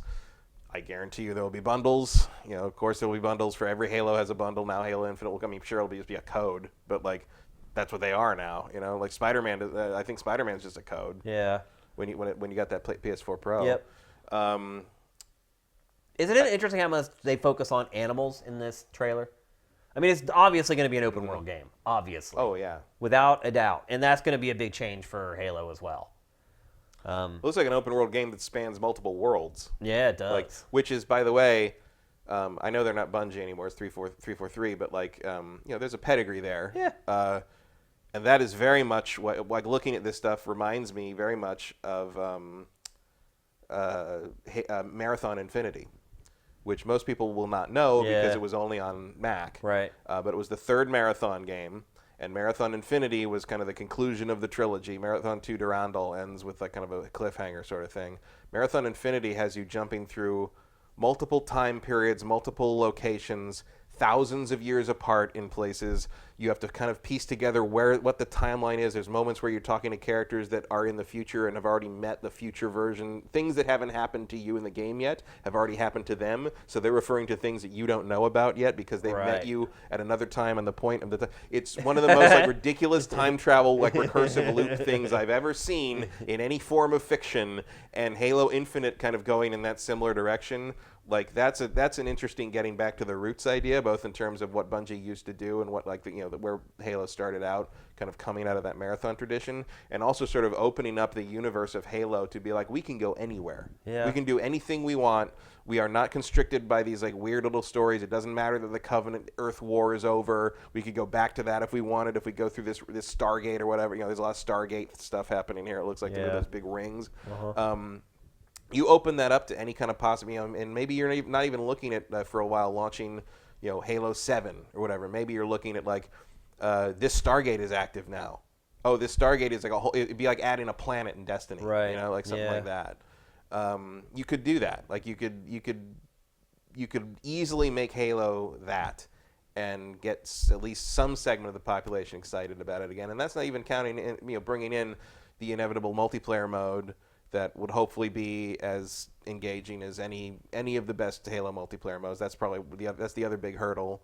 Well, the best thing they can do is just make sure the game's about Master Chief. Right. And they've already said that they're doing that. So that is the biggest step that they can take to get Halo back on its feet. Master Chief through the centuries. Yeah, whatever. Yeah. As long as he's in the game and he's the focal point of the game, they already have a leg up. So they're on the right track. When do you think we're going to see this? E3 this year? Actually see gameplay of it? I mean, we kind of have to see it, don't we? I don't know if we have to see it. I think we might see, like we might get like a little presentation of like kind of what Halo Infinite is going to be. They already did that. So if you watch the making of, I think we'll get more of a, you know what I mean, like where they like stand up on the stage doc, and they sort of like go through what we're doing and what we're looking at and what this will be and what our goal is. Show for people this, working whatever. on computer terminals. You'll see like like this. You see a few clips of gameplay or whatever it's supposed to be. You'll be like, oh, it'll be enough, and, enough for like people to dissect and talk about for 4 hours in the live streams afterwards or whatever. But I think in terms of like real Halo focus, we're going to be looking at the Master Chief Collection news at E3. We're going to be looking at that on this show here in about 20 minutes. I'm pretty sure Halo Infinite is fall 2020 at the earliest. So, and I would not be surprised if it launched right alongside the next system, whenever that happens to end up being. Because the big game in terms of shooty man kill this year is Gears of War 5. It also makes me wonder too, though, if you're trying to push the Xbox 2 or whatever, you need people to know this next Halo game big time. They'll do that next year. Yeah, I don't know if that's enough time, though. Plenty of time. Yeah. It's months. It's months and months. Yeah, Bethesda would say we only need 2 weeks, but... Well, Bethesda is a whole other question. But, I mean, the mainstream audience doesn't have a memory, doesn't have an awareness of things like this until that last month run-up. I tell this story several times, but it's like, we used to have a regular football Sunday where we just talk about nerd stuff more than watch the football games. But we would watch them, and this one girl came to that every Sunday. It was 2015. Came to every Sunday, all through football season. And then right after Thanksgiving, we were sitting around at the play, and they ran one of the first TV commercials for The Force Awakens. And she looks at it and goes, "Oh wow, they're making a new Star Wars movie? We've been talking about The Force Awakens for 3 months straight." And she just in front of her, and she just kind of tuned out the nerds talking about the Star Wars stuff. But she had no idea. Right. And she's the person who made that movie a $2 billion success. The people like her. Yep. So the people that really make these things mainstream hits, they don't know. They don't follow this stuff. They don't pay attention. They find out when they see it on the sporting event commercials, or the soap opera commercials, or the talk show commercials, or the news commercial, like whatever you watch mainstream on TV or after the fact. That's when you see that, and that's when you learn about it. Yeah, I was actually referencing more in this case, not the casual folks, the people who are the early adopters who buy a console. Oh, we are all going to know about it one way or the other. It doesn't matter. We already know about it. I just think that they need to convince the core gamers to switch. Well, they have 2 E3s to do that. Right, that's why I said that they may show it this year. I just think we're going to get real vague stuff this year, if we get it at all, and they're not just sort of more about touting Master Chief Collection and sort of the completion of that and the moving of it and stuff, because... wow, did that make a splash that I didn't expect it to? Yeah. That announcement. But hey, great. It proves people still care. Yep. Like the audience is there if they can get this thing into something that people are interested in and aren't just going to sort of instantly dismiss as yet another games as a service, attempt. Because look, the skepticism surrounding that is at an all-time high right now, I think. Also, by then, the game as a service subgenre will have evolved. Right. And so 343 will have the ability to watch the other mistakes. They get to watch Anthem and all this other stuff and learn what not to do. Yeah. So let other people learn for you. If this game indeed does come out in 2020, there will be no excuses. No. If there are problems, none. And I think they've also, they've already been through the hell gauntlet that was the Master Chief Collection. They screwed that up already. Yeah. And they did go back and fix it, but it took 4 years. Yeah, we're going to talk about that. So I think if there's any company I trust to know they need to get this right, it's 343. Yep. All right. Fingers crossed for them. Yeah, we got plenty of time. Go hire Marty O'Donnell back. That would be a good first step, absolutely. All right, we're going to talk next about Japan. We're going to talk about a game from Japan called Judgment, which is the next game from the team that creates the Yakuza games. Or Judge Eyes, if you want to be more literal. True. I like that name because it doesn't make any damn sense. Yeah. You guys may not be aware of Judgment if you're not on SIFTD every day. If you're on SIFTD, you know everything. And if you're not a big Yakuza fan. That's not even hyperbole. If you're on SIFTD, you know everything. And so this game, Judgment, has only been announced now for, about 6 months? Yeah, well, it's out in Japan. It's out, and it's been released in Japan, but it only been announced about 6 months before it came out in Japan. And new game by the Yakuza team. It looks a lot like Yakuza. Oh, you can tell. Yeah. But it actually has a different angle in that it's an investigative game, which seems crazy.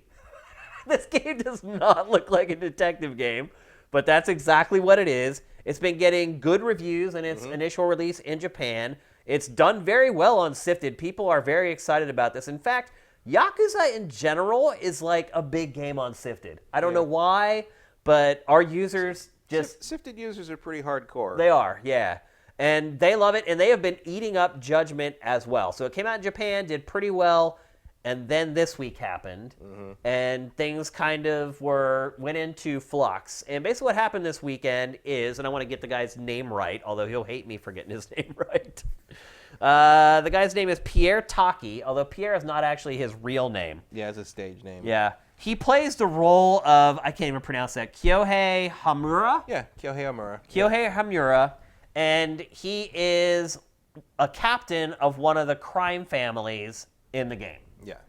And you're seeing it now. He was arrested this week for cocaine possession and cocaine use in Japan. And in Japan, things are a lot different than they are everywhere else. The drug laws in Japan are absolutely brutal. For possession and use of cocaine, it appears he is going to do 7 years in prison. And all this happened because somebody caught wind that he was using cocaine and called the police and said, hey, I think this guy may be using coke. And the police went over, and that's all they needed. They went over and searched his house and searched his car. I don't know if they found anything in the search, but they then drug tested him and found that he had cocaine in his system, and he was arrested. And because of this, Sega stopped shipping new copies of the game to retailers and stopped selling the game digitally while it tries to figure out what it's going to do. So right now... And this is not even the first cocaine-related problem that the Yakuza team has had recently. Nope. Because the... Yakuza 4. Yakuza 4, one of the main characters in that game, in the interim between when Yakuza 4 came out and the remake, the remaster came out on PS4, he didn't even get busted for it. There was just rumors. And that was enough. And he retired from acting as a result of it. And so they replaced his character in the game with a completely different actor. He looks completely different because they motion capture the face and do everything. So they basically replaced him in the game. They spent the money to replace that actor in the Yakuza 4 PS4 remaster. And he was a big specifically, part. Yeah, he's one of the main characters. He was one of the 4 protagonists. Like, that was not a cheap fix, nope. if you even want to call it a fix. Fix is a drug reference. That is how crazy hardcore they are about the drug use thing with celebrities there. It's a completely alien mentality. Well, go back to that arrest video again, Sam. I mean, how crazy is this? So the guy isn't just a game guy. He's also an actor. Yeah, these are all like regular actors. He's an actor. He's also a part of an electronic music duo. I'm not kidding. Yeah. He is in a techno group, him and like one of his buddies. And not anymore. But anyway, he's not like a AAA celebrity. No. But look at what they're doing to him in Japan. Look at this. Could you imagine if like Cliff Bleszinski got busted for coke? And you're watching the news that night, and they have him like getting arrested with like in the back of a cop car. It's insane. Well, especially because like, who can't a celebrity on cocaine? No. Wait, they're all on cocaine. And that's the other. It's like, is he the only one? Come on, he's not no. the only. He's just the one that got busted for some reason. He just had a really shitty friend, basically. Or somebody pissed off a neighbor or something. Yeah, and they're like, oh, he's doing coke, and then he just ruined his life. Yeah. You really just ruined his life. So right now, it's dangling out there what is going to happen with the Western version of this game. It was already announced for the West, and typically with games from the Yakuza team, it's never, now it kind of is, but for years and years, it was never a certainty that they were coming to the West. And it was a big story when they would be announced for the West. This was announced all along to come here. But now Sega America, I know Sega America is like, we want to release the damn thing. Yeah. Because they live here in this culture. Unfortunately, they have to acquiesce to whatever Sega of Japan says. And right now, Sega of Japan says that the Western release is up in the air. Yeah, well, I think it'll still make it. It might be delayed. They might have to wait until Sega Japan does whatever they're going to do with this game. They're probably going to do a similar thing what they did with the Yakuza 4. They're just going to replace him, and they would have to wait until that's done and in place for the Western release to happen. So we might be looking at like a year delay or something on this thing.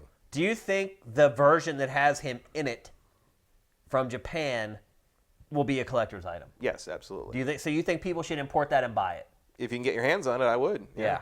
I'd agree. That was my first thought when I saw this story. I was like, I should order that. Yeah, and not open it. Probably too late now, but like... I don't know. Maybe not. I mean, it sold okay from what I've heard. So I am almost certainly not the first person to think of that. Yeah. So it's been I'm like sure 2 days. Plenty of Gaijin has called NCX over the last 3 days and ordered the game.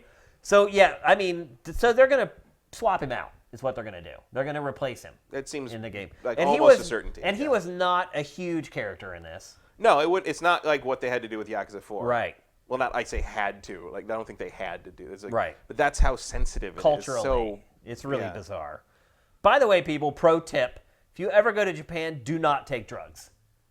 A good advice for any foreign country you go to, really. But really, especially in Japan. Not really. Like you could probably go to Europe, and if you get arrested, right? But I mean, don't smuggle drugs on airplanes. In general, but look, some people are going to do it anyway. Like I went to a trip to Japan one year, and one of my coworkers took weed, and I literally almost killed him. I was like, "Yo, you could go to prison for the rest of your life for that."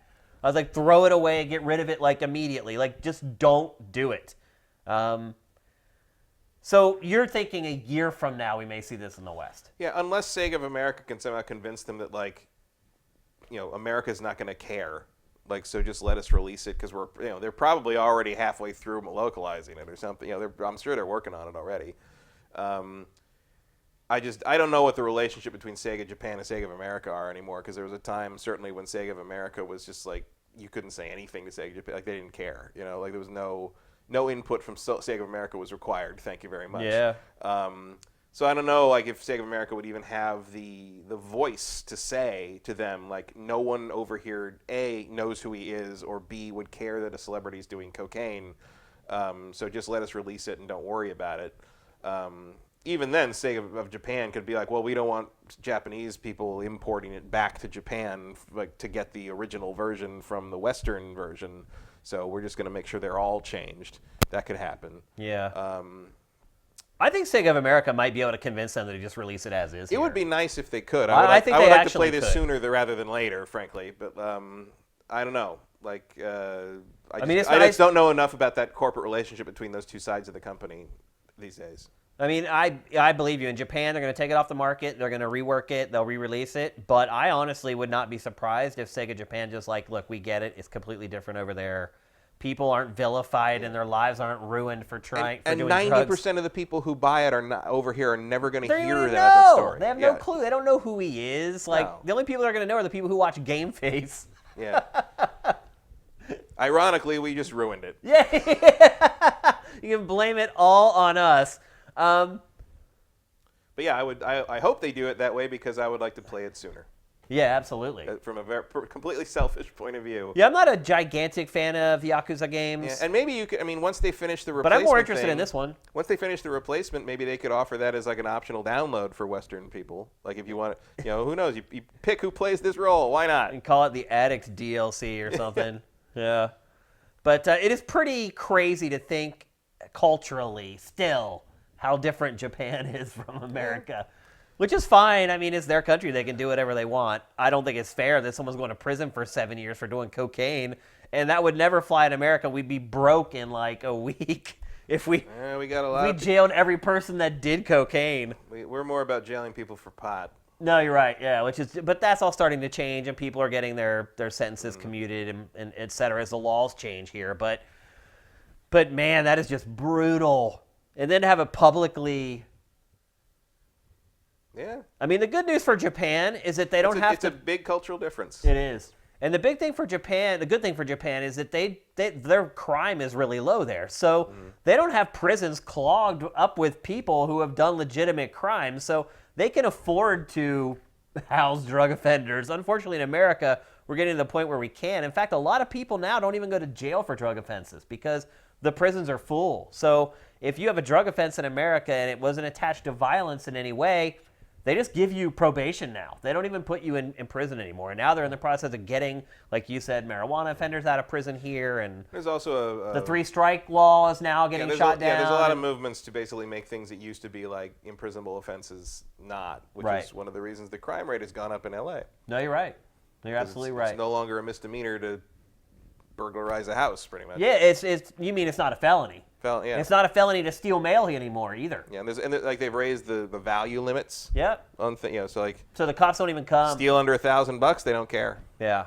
And that's what we've had to do because our prisons were overcrowded and we can't afford to house everybody. Yeah, well, that's what happens when you make prison a for-profit business. You're right.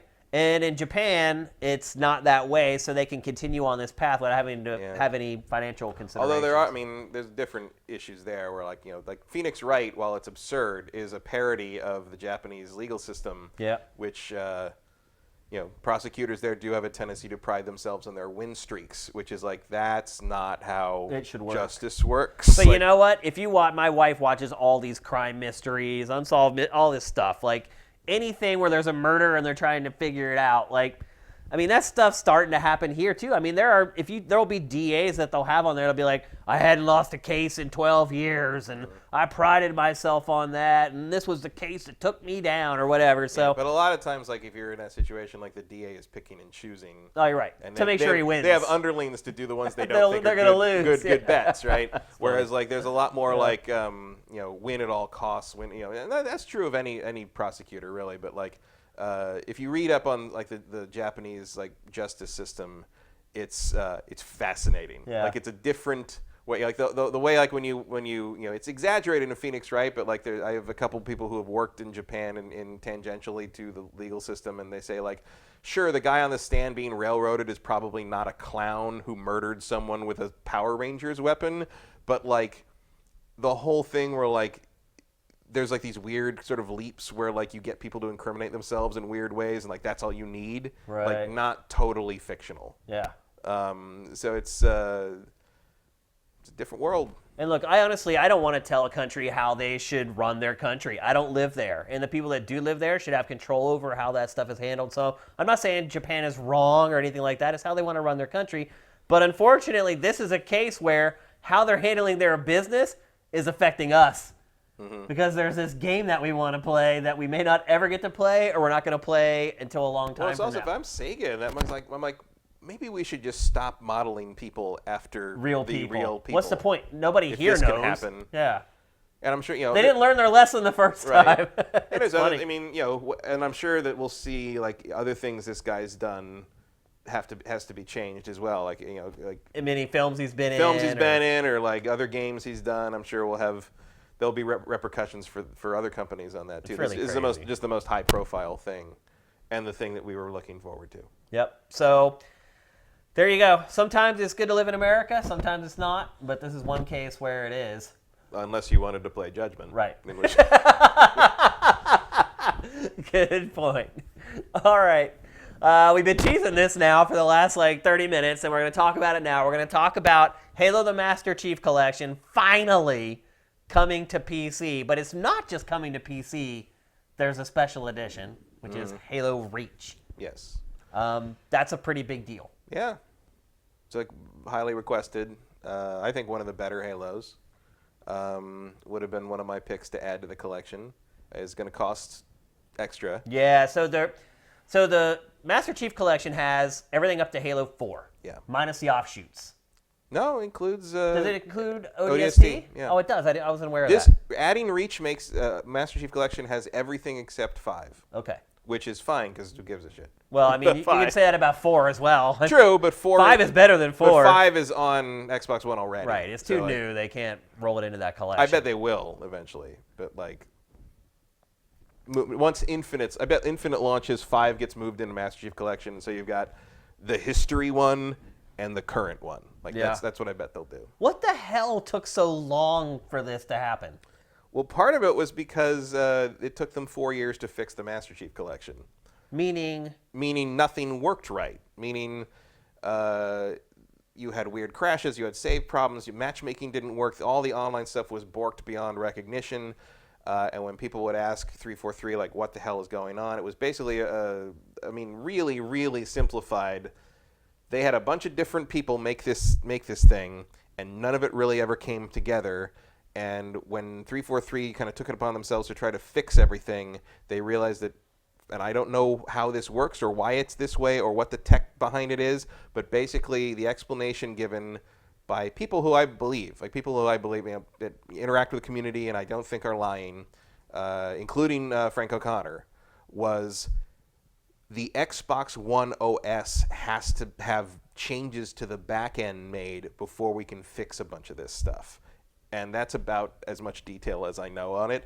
And then when you remember when the Xbox One, OS went through that big revamp a few years ago, that was the when they did that was 343 basically was saying to Microsoft, like, fix this, do this, do this. So if you do that, we can fix the Master Chief Collection. And that happened. And so last summer they were able to put out that big patch that basically, brought a lot of stuff back up to speed. And there was still more patches. It wasn't. But by the end of the last summer, the Master Chief Collection more or less worked, which was not something that was true, especially if you want to play online. I mean, online was it's the so big, bizarre. big It should be so easy. It should have, but like I mean, the original Xbox was a PC. Right, I mean, they've have, all been PCs. Well, but a lot of this stuff was rebuilt from the ground up. Right. So and they had different online for all the different games. And the main thing was that 343's main take on it seems to be like we should have done it ourselves and we didn't. Yeah. Or they just should not have done it at all. No, I think. Is it worth it? Yeah, it's great. I think it's great to keep like these major franchises, like you keep them in one place on one thing, like bring them up to speed, put them on the new system. They look great. I love it. I love the Master Chief Collection. I mean, one thing that's good about it is it was more trouble than it ended up being worth because they didn't do it right the first time. Right. That's really what I mean, the good news now, though, is that they've rebuilt these games with code that can then live on they can forever. bring it forward as however long they need to. It's good now. Yeah. Like you'll have Halo Infinite, and you'll have Halo History. It's good. I just wonder if all the work, I mean, it's been like several years, is ever going to be worth the payoff. I think it is absolutely worth it because they had to gain the faith and the trust of the community back again. Okay, that's a good point. They had to win the players back and prove that they weren't going to leave them with this broken game forever. All right. They didn't. They fixed it. Yeah. And then they're bringing in Reach, which is one of the very highly requested. If you looked at Reddit, the Halo Reddit, when they announced that Master Chief Collection was going to get Reach and also was coming to PC, that had more upvotes than Halo Infinite's announcement. Interesting. Like, people want this. Like, this is the hunger is there, especially in the PC audience. They want this. And do you think it's because they never played it? Partly, yeah. Interesting. Yeah, absolutely. Or because they want it to be on a more powerful hardware. They want it to be on hardware that they can tweak it more. They want to be able to play multiplayer with mouse and keyboard, like whatever you want to call it. Lots of reasons. It's a lot of reasons to want it on PC. And so Reach is coming first on PC and will be added to the Xbox One version for. I think the multiplayer is coming, but then if you want firefight and campaign, it's like extra. It's money. It costs money. I think I saw 29. The campaign was 20, I thought. Yeah, I saw $29.99 as a price for the campaign plus. That was plus for firefight. Reach, right? Yeah, for Reach. Yeah. Reach is for campaign plus firefight. Yeah, that's right. And then the multiplayer would just be, I think, added. Yep. But I think it's great. I mean, I really like Reach. I think it's it's Bungie's last Halo game. Yeah, it's underrated for sure. It was unlike any other Halo game. No, it was like you could play it and not really have an idea that you were even playing a Halo game. Yeah, there was a lot of cool stuff in that, and it engaged me in a way that certainly 4 and 5 didn't. Yeah. In terms of the campaign. Oh, for sure. Yeah. And I like Master Chief, and I like kind of that main thing, but like for whatever reason, I do like the universe that Halo takes place in, and for me, Reach and ODST are the most compelling campaigns, which is weird because they're spin-offs, and one of my issues with 4 and 5 was that they didn't do anything interesting with Master Chief. Right. But like, if you kind of spin it off and make it more about these other groups, it for whatever reason, it felt like you had more of a story to tell. They fleshed out the universe more. Yeah. They showed you more of the minutia, the more granular stuff, like wildlife and things like that you never really got much of in the base Halo games. And Reach was for whatever reason. I mean, Reach is kind of the Rogue One.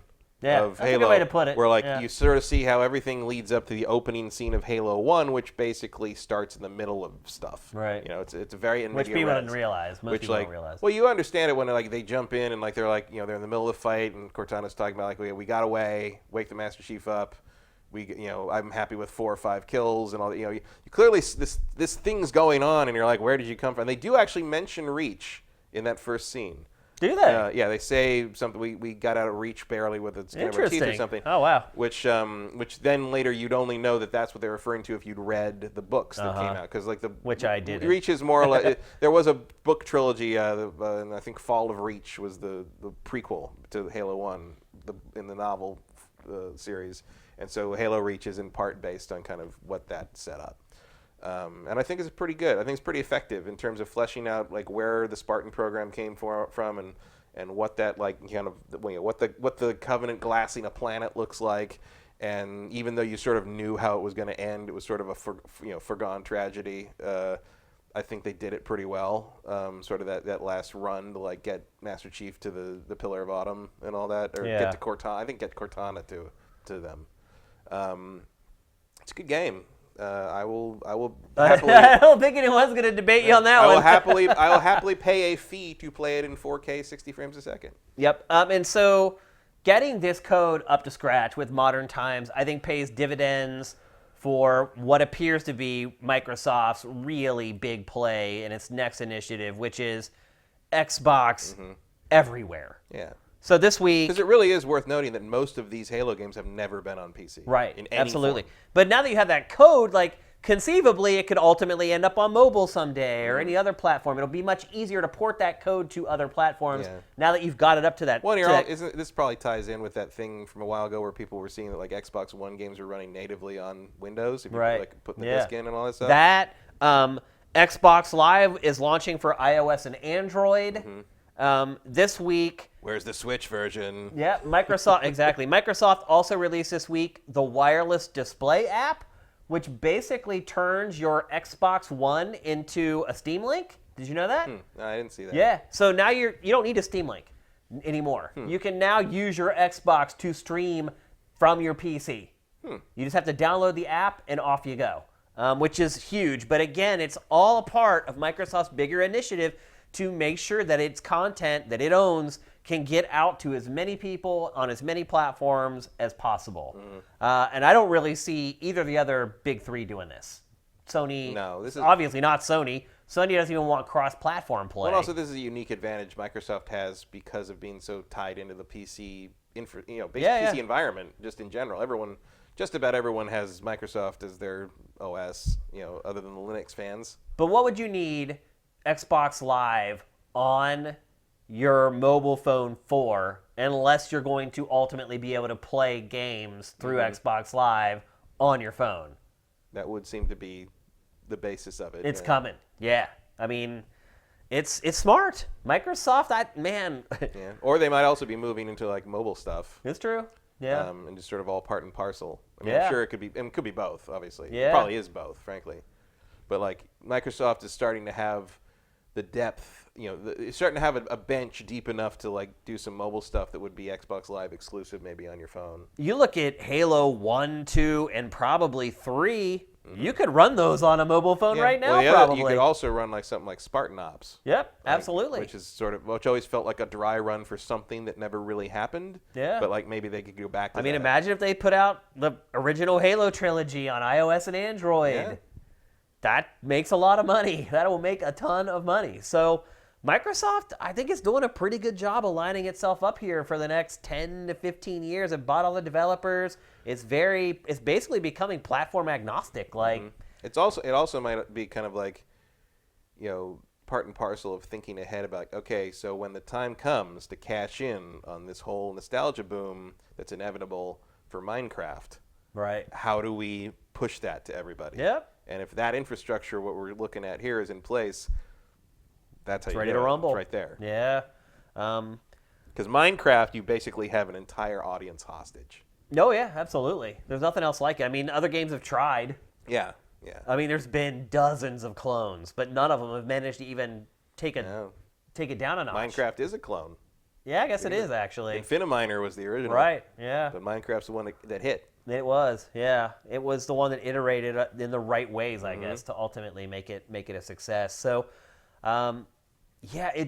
seeing all these moves by Microsoft, it makes me really excited to find out about the next Xbox. Look, I know the leaks are out there saying there's 2 versions.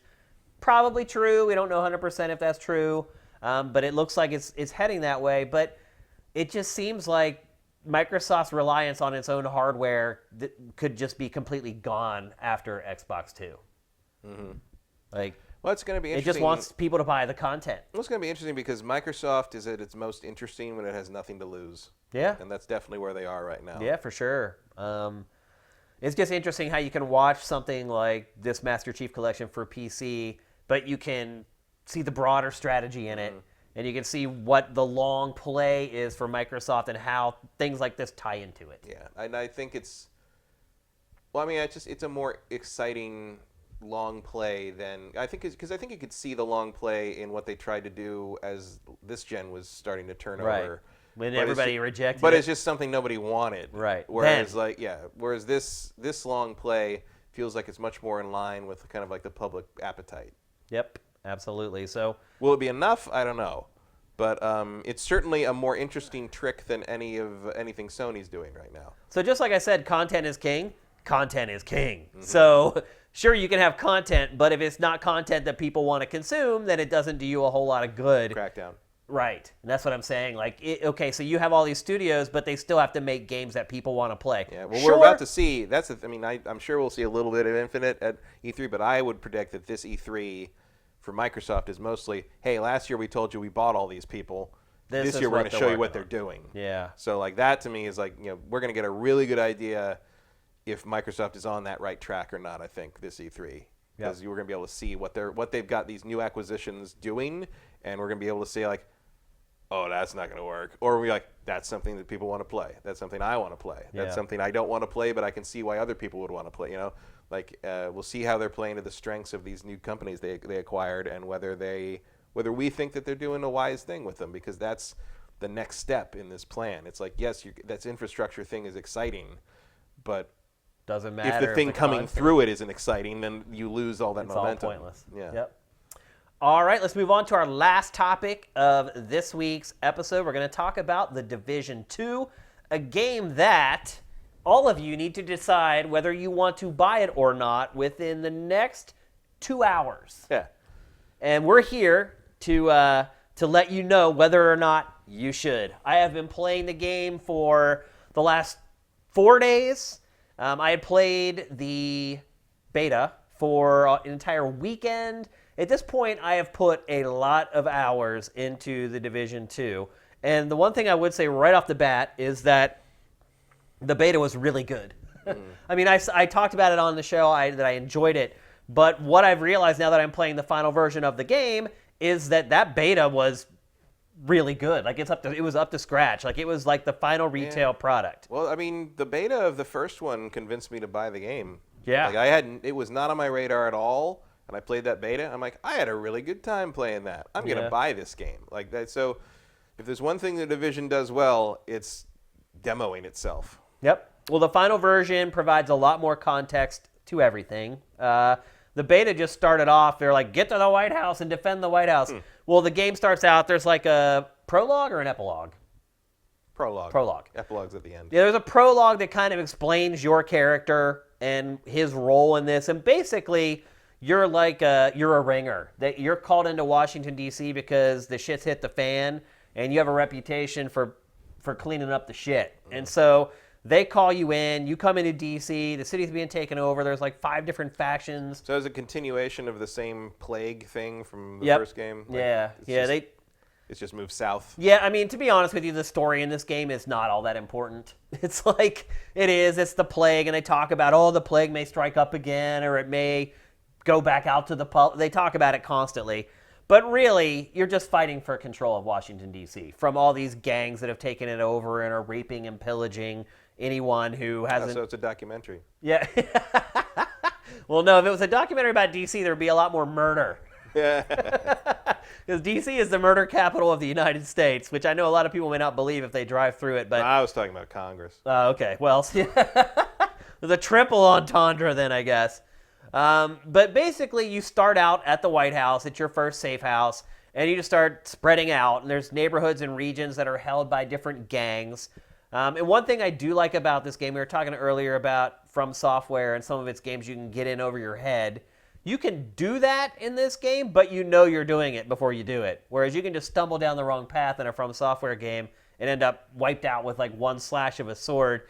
And here you know what you're getting into before you head into each region. So if you look at the map, it shows you each section of the city, and it literally says, like, this is for level, like, 2 to 6. This is for level 7 to 12, and it cordons off the entire city that way. And so you're well aware if you're under-leveled when you're going into a certain section of the game, and you know you need to kind of be on your guard. The other thing I would say, too, is that when you venture into parts of the city where technically you're too low level, you can survive. The only thing is you can't get hit. So your weapons still do plenty of damage. It's not like when you go in, you're level 5 and you're in an area where you're fighting level 8 or level 10 guys. It's not like you have to chip them and like shoot them a couple times, run away, shoot them a couple times. You can take them down. The difference is how much damage they do. So their weapons, literally, if you get hit with one burst, you die, basically. So you can make it, but you have to be ultra careful. The good news is about this game is they give you plenty of tools to do just that. So the gadgets, to me, are the biggest change in addition to this, at least the gadgets that they give you and how they work. So I have chosen to use the turret and the drone. So you can see just on the right there's a turret sitting on top of that box. And it's basically pinning down all these guys. And so what I do with the turret is I throw it down, all the enemies concentrate on the turret, and then I flank them. The other tech that I'm using in the game is a drone. And the drone, just like the turret, once you've deployed these items and you just tap like one of the shoulder buttons to deploy them, once you've deployed them, you can kind of control them. So if the enemies are close enough and in the range of the turret or the drone, there will be icons that pop up over their head, like an L1 and an R1 icon. And in that way, you can manually select which enemies you want each of those to take on. So say you've taken away all the grunts and all that's left is an elite or the boss. You can select those, and so you can tap both shoulder buttons, and then both the turret and the drone are attacking that guy while you're attacking him as well. So it provides a ton of strategy in how you take on each skirmish. Like, it completely changes how the fights work in the game. And I really, really, really like that part of it. Now, one thing I would say is that I haven't exactly just settled on the turret and the drone. Like, they're the best things to use hands down. Like, a lot of the other stuff is really frivolous. Frivolous for you to use, but not so frivolous in the hands of the enemies. So one thing I remember about the First Division is just being hunkered down behind cover for long periods of time. Like, they would throw a grenade at you every once in a while. Maybe one made it behind cover or whatever, but it didn't damage you enough to really make a difference. In this game, there are seeker mines that the enemies have. So if you try to hunker down and just play pop and shoot like you would in a Gears of War game, it's not going to work. You're going to get snuffed out by those mines that will crawl along the ground, and a lot of times you don't see them until they're right on you and they just blow up. So there's not a lot of camping to be done in this game. You can't really camp and be successful. Early on you can, but once you get above like level 7, 8, 9, 10, that's when their seeker mines have enough power to kind of take you out with one explosion, and you have to really be on your P's and Q's. The other advantage to using the drone or the turret is that if they do send those seeker drones, you get kind of an alert because an icon will pop up above the seeker drone. So you can assign either your drone or your turret then to attack that seeker mine that's coming in for you. And it really just changes everything. It's almost like even though you can play this game cooperatively with others, it's almost like you're a 3-person squad. And it's on a cooldown, so after you use either the drone or the turret, it takes a while before they come back up. So you can't just abuse them and walk through the whole game that way, but you can get strategic with them. So if you find a section of the game maybe that's really hard and you die, and you will die in this game, and you die, instead of going in and deploying both at once, maybe you just deploy the turret first and get through the first section of that level. And then maybe the next skirmish, then you deploy the drone. And you can start alternating those until you get to the end where you got to take on sort of the elite soldier, and you can deploy them both and kind of concentrate all that fire on one enemy. I love it. I love how the strategy works. It completely changes sort of how you approach the game, how you approach each skirmish, how you plan for each mission. I've been a huge, huge fan of it. So that part of it, that to me is the biggest change for me personally playing it, and I think it's been a very successful one. Some of the other stuff. I've had lag problems with this game so far. So sometimes when I'm shooting enemies, they don't react right away. You'll shoot, and you're like, wait, the bullet just went into them, and then they'll keep shooting, and then all of a sudden they'll flail back, and then you'll see the meter go down. Yeah, and the first one had that sometimes. Yep, and this game has it too. And look, I was playing this before everybody has it, so it's not like it's server strain or anything. I'm sure it's going to be worse when everyone gets on the servers tomorrow. So that has been a problem, and in a game like this, that's a big deal.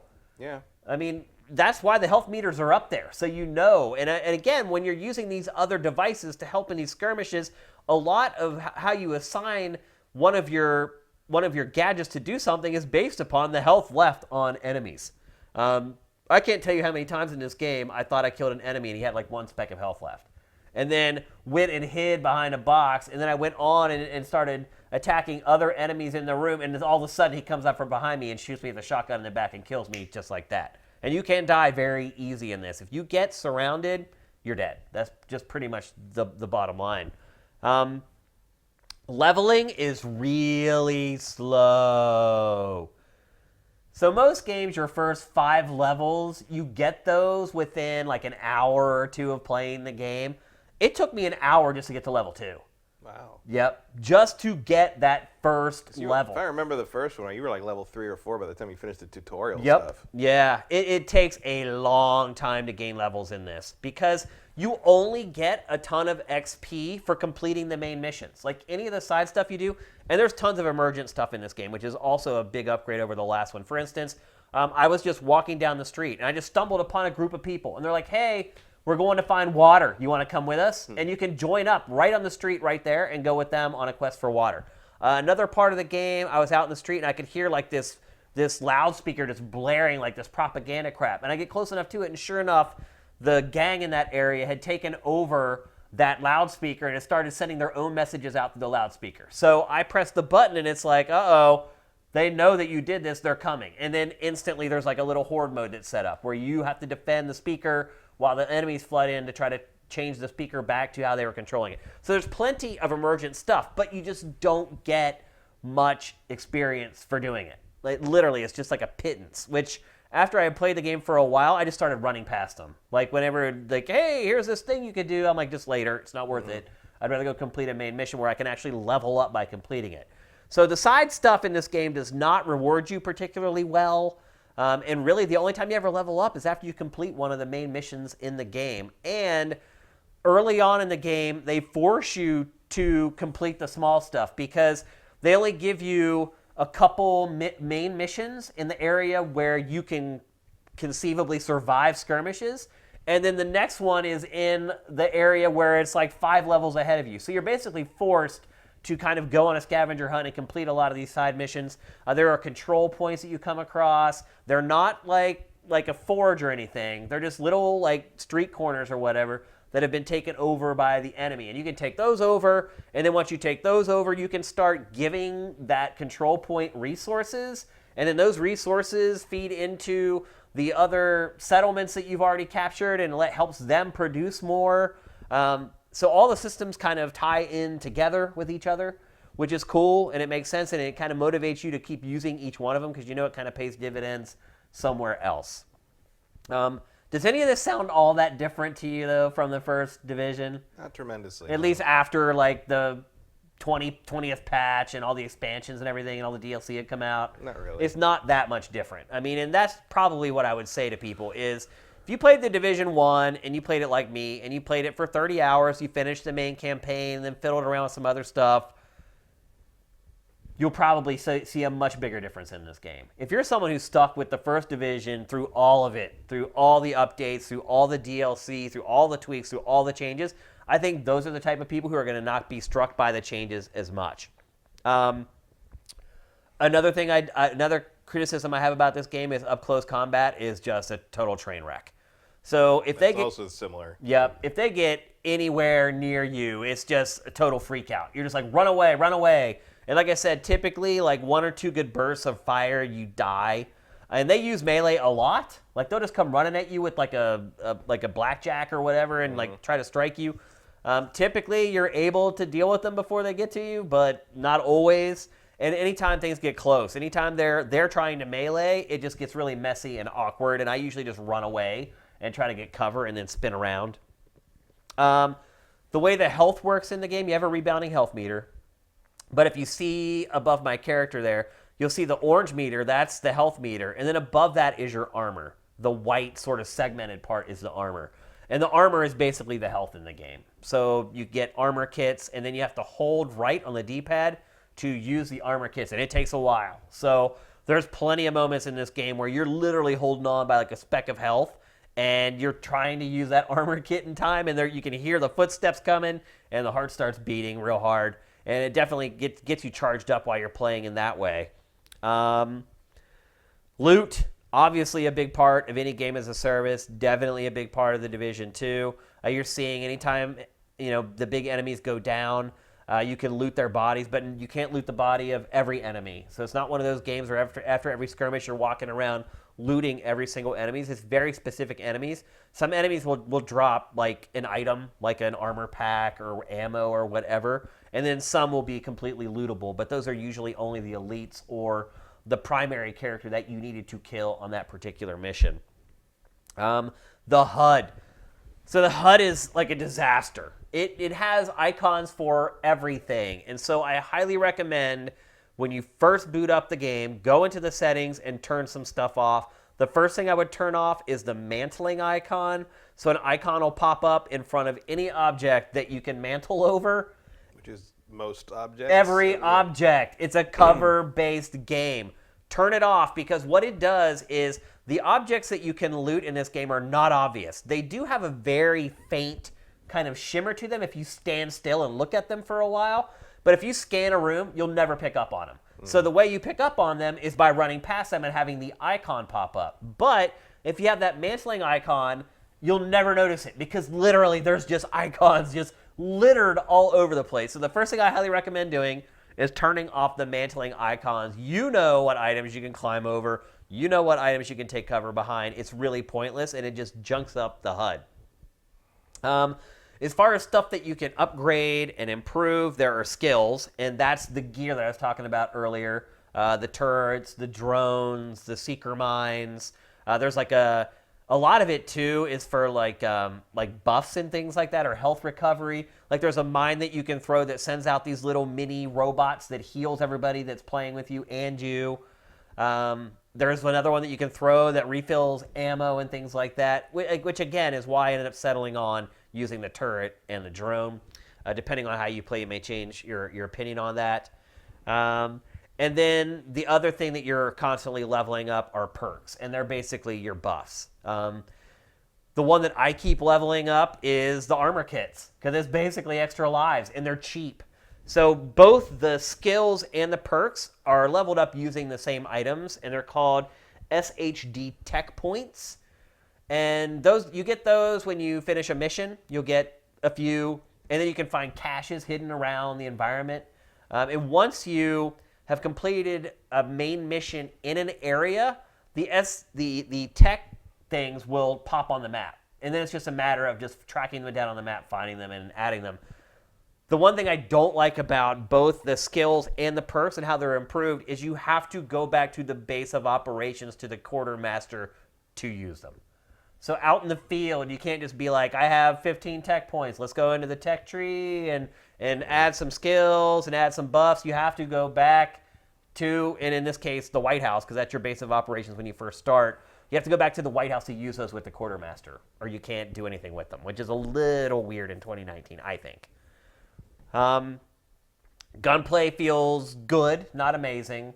I would say the moment-to-moment gameplay of Anthem I enjoy more because it has that added element of flight. But as a game on a whole, and particularly as a game as a service, the Division 2 mops the floor with Anthem.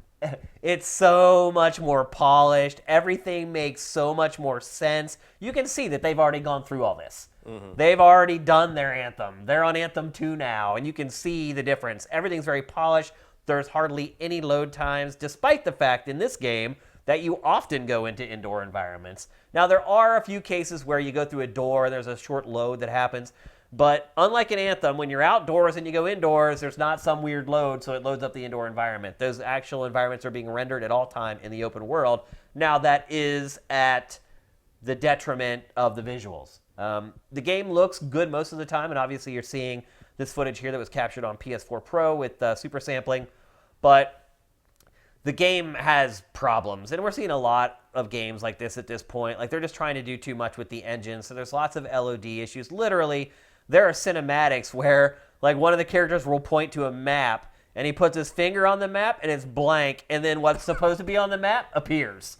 Like, that's how bad the LOD is in this. So it looks good in trailers. It looks good in most of the footage, but as you play it, it's not one of the better-looking games. The other crazy thing about this, too, is when you start this game... It's super even weirder when you remember that original demo they ran of the engine? Yep. And the crazy part, too, is when you boot up this game for the first time and, like, you go through the first opening sequence and then it does, like, the opening credits, every Ubisoft studio has worked on this game. Literally, like 10 studios pop up at the beginning saying, oh, man, every one of them, every territory had its hands in this game. But ultimately, it shows up because the game is really polished. I've had no crashes. I've had no problem with the game not recognizing something I did. I haven't had any glitches with weapons or enemies. Even stuff like clipping and things like that have been handled pretty well, which is no small feat for an open world game of this size. So it's very polished. Everything works the way it's supposed to. There really aren't any annoyances. Really, the worst thing I can say about it is that it's probably just a little bit too much like the first game.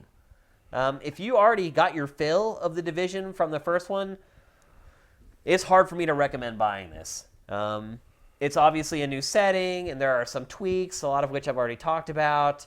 But other than that, I mean, it's just The Division with a new setting and new missions that are a lot like the old ones. And the biggest tweaks have come to the Dark Zone, obviously. And we talked about that before when I played the beta. And I have not played enough of that to talk about it intelligently at this point. And so I'll save that for next week after you've had a chance to maybe give it a whirl as well. Oh, I'm not playing this. You're not playing it at all? Nah, you fall into the group I just said. Yeah, I do.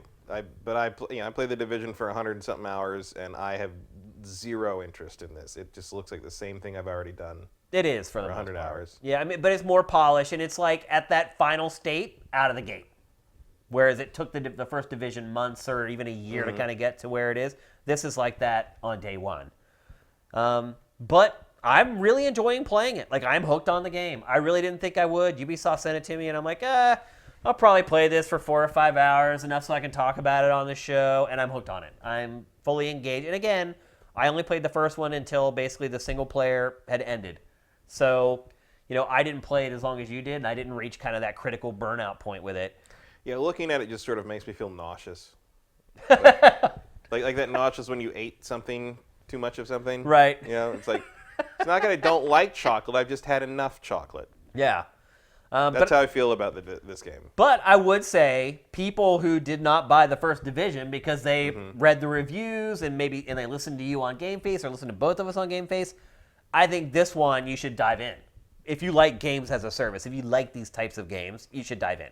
Because everything is good right from the beginning. You can play it with friends, and the way that you can match up with people is awesome. You can do it at any time. There are all kinds of parameters you can set as far as who you want to join your game. One thing I would say is that it does get annoying because you can call for help at any time. So you can call for help when you die.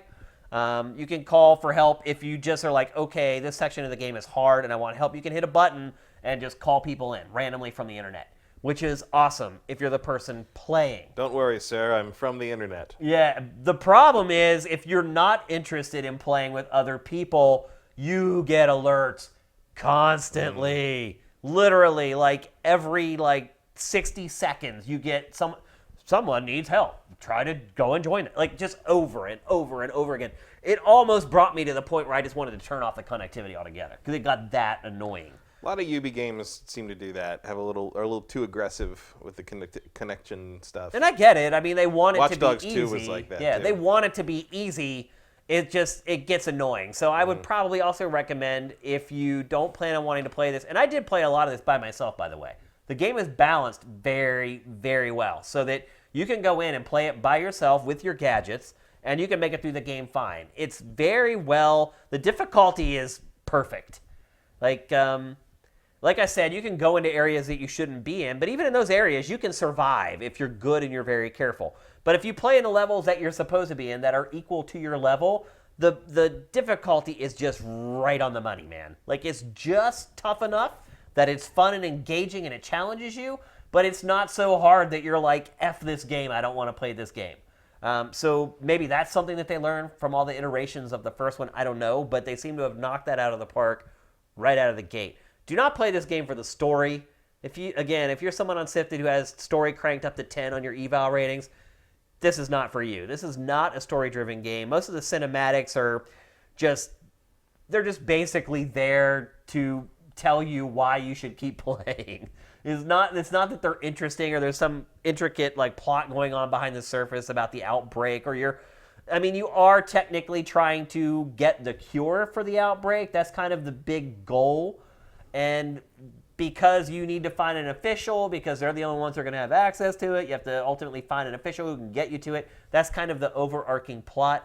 But you never meet enough interesting characters that it actually makes you care about what's going on with them. There's so many safe houses and places where you can go to meet people that you just meet just hundreds and hundreds of people that you don't end up caring or really resonating with any of them all that much. So folks who really care about story and rely on story to keep them going through games, this is definitely not the game for you. Let's see if I have any other notes here. No, that's pretty much it. So I've probably played about 15 hours of it. I'm going to keep playing because I am absolutely addicted and hooked on it. I'll be playing it this weekend. So if any of you guys pick it up tonight or pick it up tomorrow, hit me up. I'm Dinfire on PlayStation Network, and let's play some cooperative games. I have not played much cooperative. I've been playing it all by myself, but ultimately I'm going to need to spend some time with others to see how it's balanced when I play with other people to see how that all works out. So hit me up at Dinfire on PlayStation Network, and maybe we can get together this weekend and play some Division 2, since you're not going to do it, Kyle. Nope. Do you have any questions about the Division 2 as a big-time Division 1 player? Nope. No? None? Not really. Not one. Most of my questions were related to the Dark Zone, and I feel like that video they put out a while ago kind of explained all that. The Dark Zone's confusing, the way it works, and the way the loot works, and whether you can take it back or not, and yeah. And again, that's why I want to make sure I dive into it a lot more before I start talking about it. I want to make sure that I'm informed, that I'm not giving people bad information. So we'll talk about it again next week. Like I said, we always talk about a game first for our initial impressions, and then we give our full Monty the week after that. So we will talk about the Division 2 in next week's show, along with, hopefully, Sekiro. We'll see about that. All right, folks, it's time for our trailer of the week. And I feel like we're starting to establish a theme with our trailer of the week, and that is Battle Royale. So this week, Battlefield 5's Battle Royale mode kind of leaked out.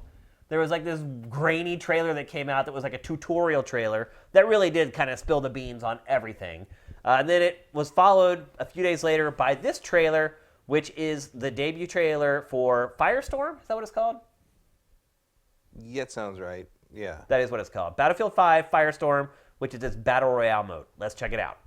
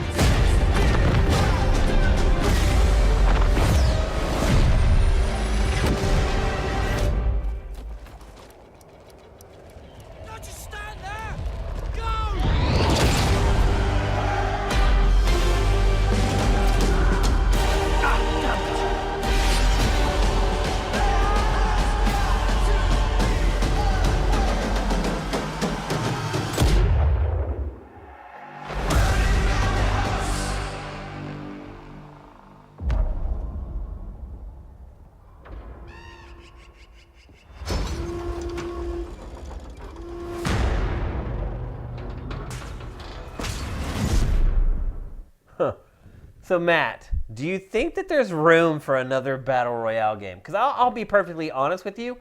That looks pretty freaking awesome. It's a cool trailer, but I think they probably should have just called it a day late and a dollar short.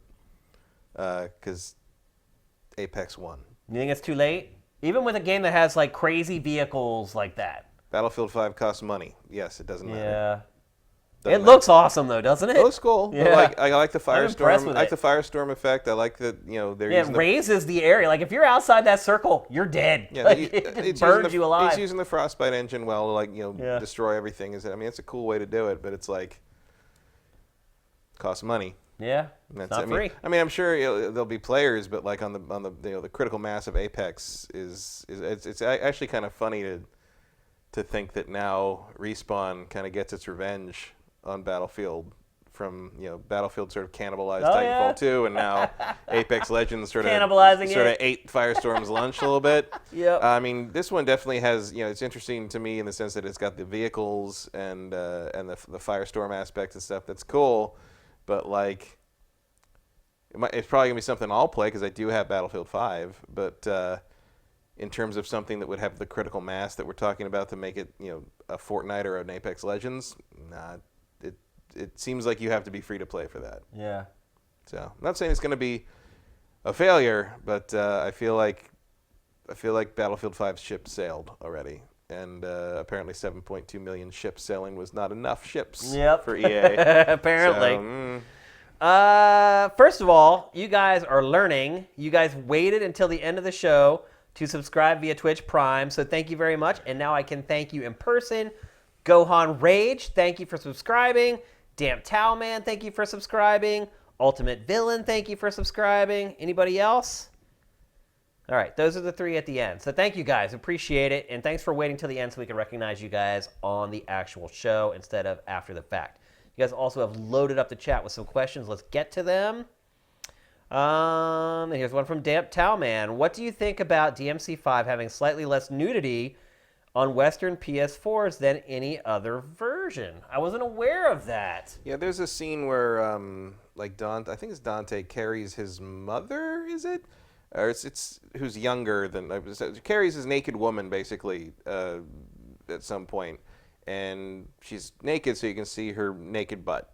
And on the US version of the PlayStation 4 version, they added like a lens flare so you can't see the butt clearly. Really? And in the Japanese one, there's no lens flare, and on the Xbox one, there's no lens flare, and the PC version, there's no lens flare in any territory. So it's only the PlayStation 4 US version did that. Here's something that's weird, though. I am playing the PS4 US version, and there is a scene in the van where a girl is completely naked. Now, they show her from behind like side angle, so you see kind of the silhouette of her boob, but you see her butt plain as day, and she's butt naked. She's just standing there naked. So that's weird. Yeah, I don't know. That they didn't censor that, but they censored that other scene. Well, I wouldn't heck? I wouldn't call it censoring. What would you call it? I'd call it an editorial choice. You can't censor something that's your own work. Right. But like, why maybe it was requested by Sony? Because like it's not on any other platforms. That's But why so would Sony weird. America be the one I that don't chooses it? know. So That I don't makes know. No sense. Especially considering there's another scene that sounds way more risque. It's literally 1.5 seconds, and I could not possibly care less. Yeah.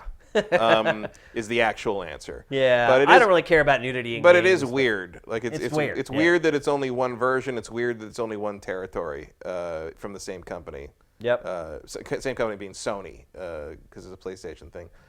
So yeah, odd, but okay. Yeah. Sure. If you need to see naked butts, there's a lot of other places to see it than Devil May Cry 5. Absolutely.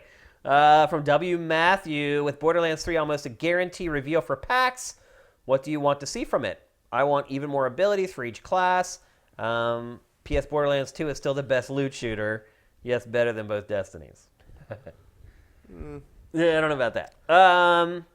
I'd like to see new classes. I'd like to see them move away from the already established classes they have. I'll tell you what I'd like to see more than anything, and this is something that the Division 2 does very, very well. The enemies are not bullet sponges.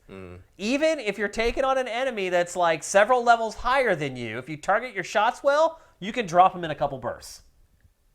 That's not the case in Borderlands. No. Borderlands... It's not the case in Division 1. It's really not. The Borderlands, I've never felt like... It's like, am I shooting BBs? Like, my weapons felt so powerless in Borderlands. That's a big reason why I never stuck with Borderlands. Like, I'm like, wait a minute, there's like 3 of us, and we're all shooting this with all we've got, and the health bar has gone down like 2 pixels. Like, I hate that. I hate that in any game. And to me, Borderlands was the worst of all the shooters in that regard. I just felt like the weapons just didn't have any power, because when you're shooting something, it didn't seem to take as much damage as it should be. Well, for me, I always know, like, the weapons I ended up sticking with the most in Borderlands were always the most straightforward, boring weapons. Yeah. Like, they did a lot of damage, they shot straight, they shot in either burst or single shot, and I was able to reliably take things down, headshot things, take them out quickly. But that meant I never got to use, like, the weird fun stuff, because either they spread the shot out too much, or they burn through ammo too much without doing enough damage to warrant it, or like I felt like the big hook of the game being like these weird crazy guns you could get that are all kind of procedurally generated was sort of torpedoed by the fact that the most effective stuff was just like a straight up machine gun, you know? I'll say this, unless you got really, really lucky with something that had some like elemental effects that just like made up for it, which could happen. But to me, in shooters, one of the most important things is having a weapon that is reliable, so that the more you use it, the more you understand how it burst fires, how much damage it can do over a certain amount of time. So Call of Duty Black Ops 4. I can tell when I'm having lag because enemies that I should have killed don't die. So I've played it so much that I know how many bursts I need and where I need to place those shots to drop an enemy. And when I'm having lag, what'll happen is that last burst that should have finished off that enemy leaves them with like a speck of health left. And so I agree 1,000%. Like, in a game like this, I care more about reliability than having some crazy contraption that does all this whiz-bang bullcrap. Like, I would rather just have a tool that I can rely on and I know how it's going to work. Yeah, I think you're going to be disappointed. I feel like Borderlands 3 is just going to be more of the same. Yeah, probably. And I've been struggling with that in the Division a little bit. Like, I haven't got to the point yet. And part of it is... And here's another thing I'll say about the Division 2, is the gear turnover is just constant. Mm-hmm. It's every time you finish a battle, you get a new set of knee pads that's like 2 armor higher than the one that you had before. So you're constantly spending your time in menus, going in and seeing what you got and choosing that new item that's just one little speck better than what you had before. So that's something about games as a service that, in my opinion, gets annoying after a while. And the Division 2 definitely has it. I've also found that I run out of ammo in the Division 2 way more quickly than I think, which also leaves an enemy with like one little speck of health left. And then the AI in the game isn't great, but the animation routines are pretty varied.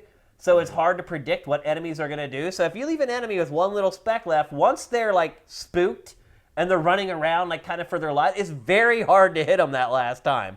One thing I would say is, when you look for weapons in Division 2, the clip size is a big deal. Like, definitely try to find guns that have bigger clips.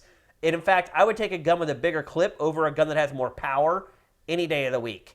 And then the other thing I should have mentioned, too, that I did not was attachments and things like that for guns. You don't just, like, find that stuff. Like, you either have to buy it with your tech points, or there are these... I can't remember what the actual word is that they use in the game, but there's basically this desk that has like challenges. And it'll say, okay, we need the following resources, plus we need you to kill this guy out in the open world. And then you'll get like a new scope or extra or a bigger magazine. Right. I also recall that like one of the points of like the side things you can pick up out there is you're supposed to get blueprints from them. Yeah, that's what it is. They give you the blueprints to build like the scopes and things like that. And that's one of those things that a lot of people may just overlook. I mean, it is a station at the base of operations, but I can see some people missing it because there's tons of stations that actually don't do anything. And this is just this table that you go up to, and they just give you challenges to complete. And as you complete those, then you get blueprints that you can use to build better stuff, and that can help you as well if you don't want to just choose a weapon based upon how big the clip is. Anyway, just a pro tip that I've kind of figured out after playing it for hours and hours. Let's see.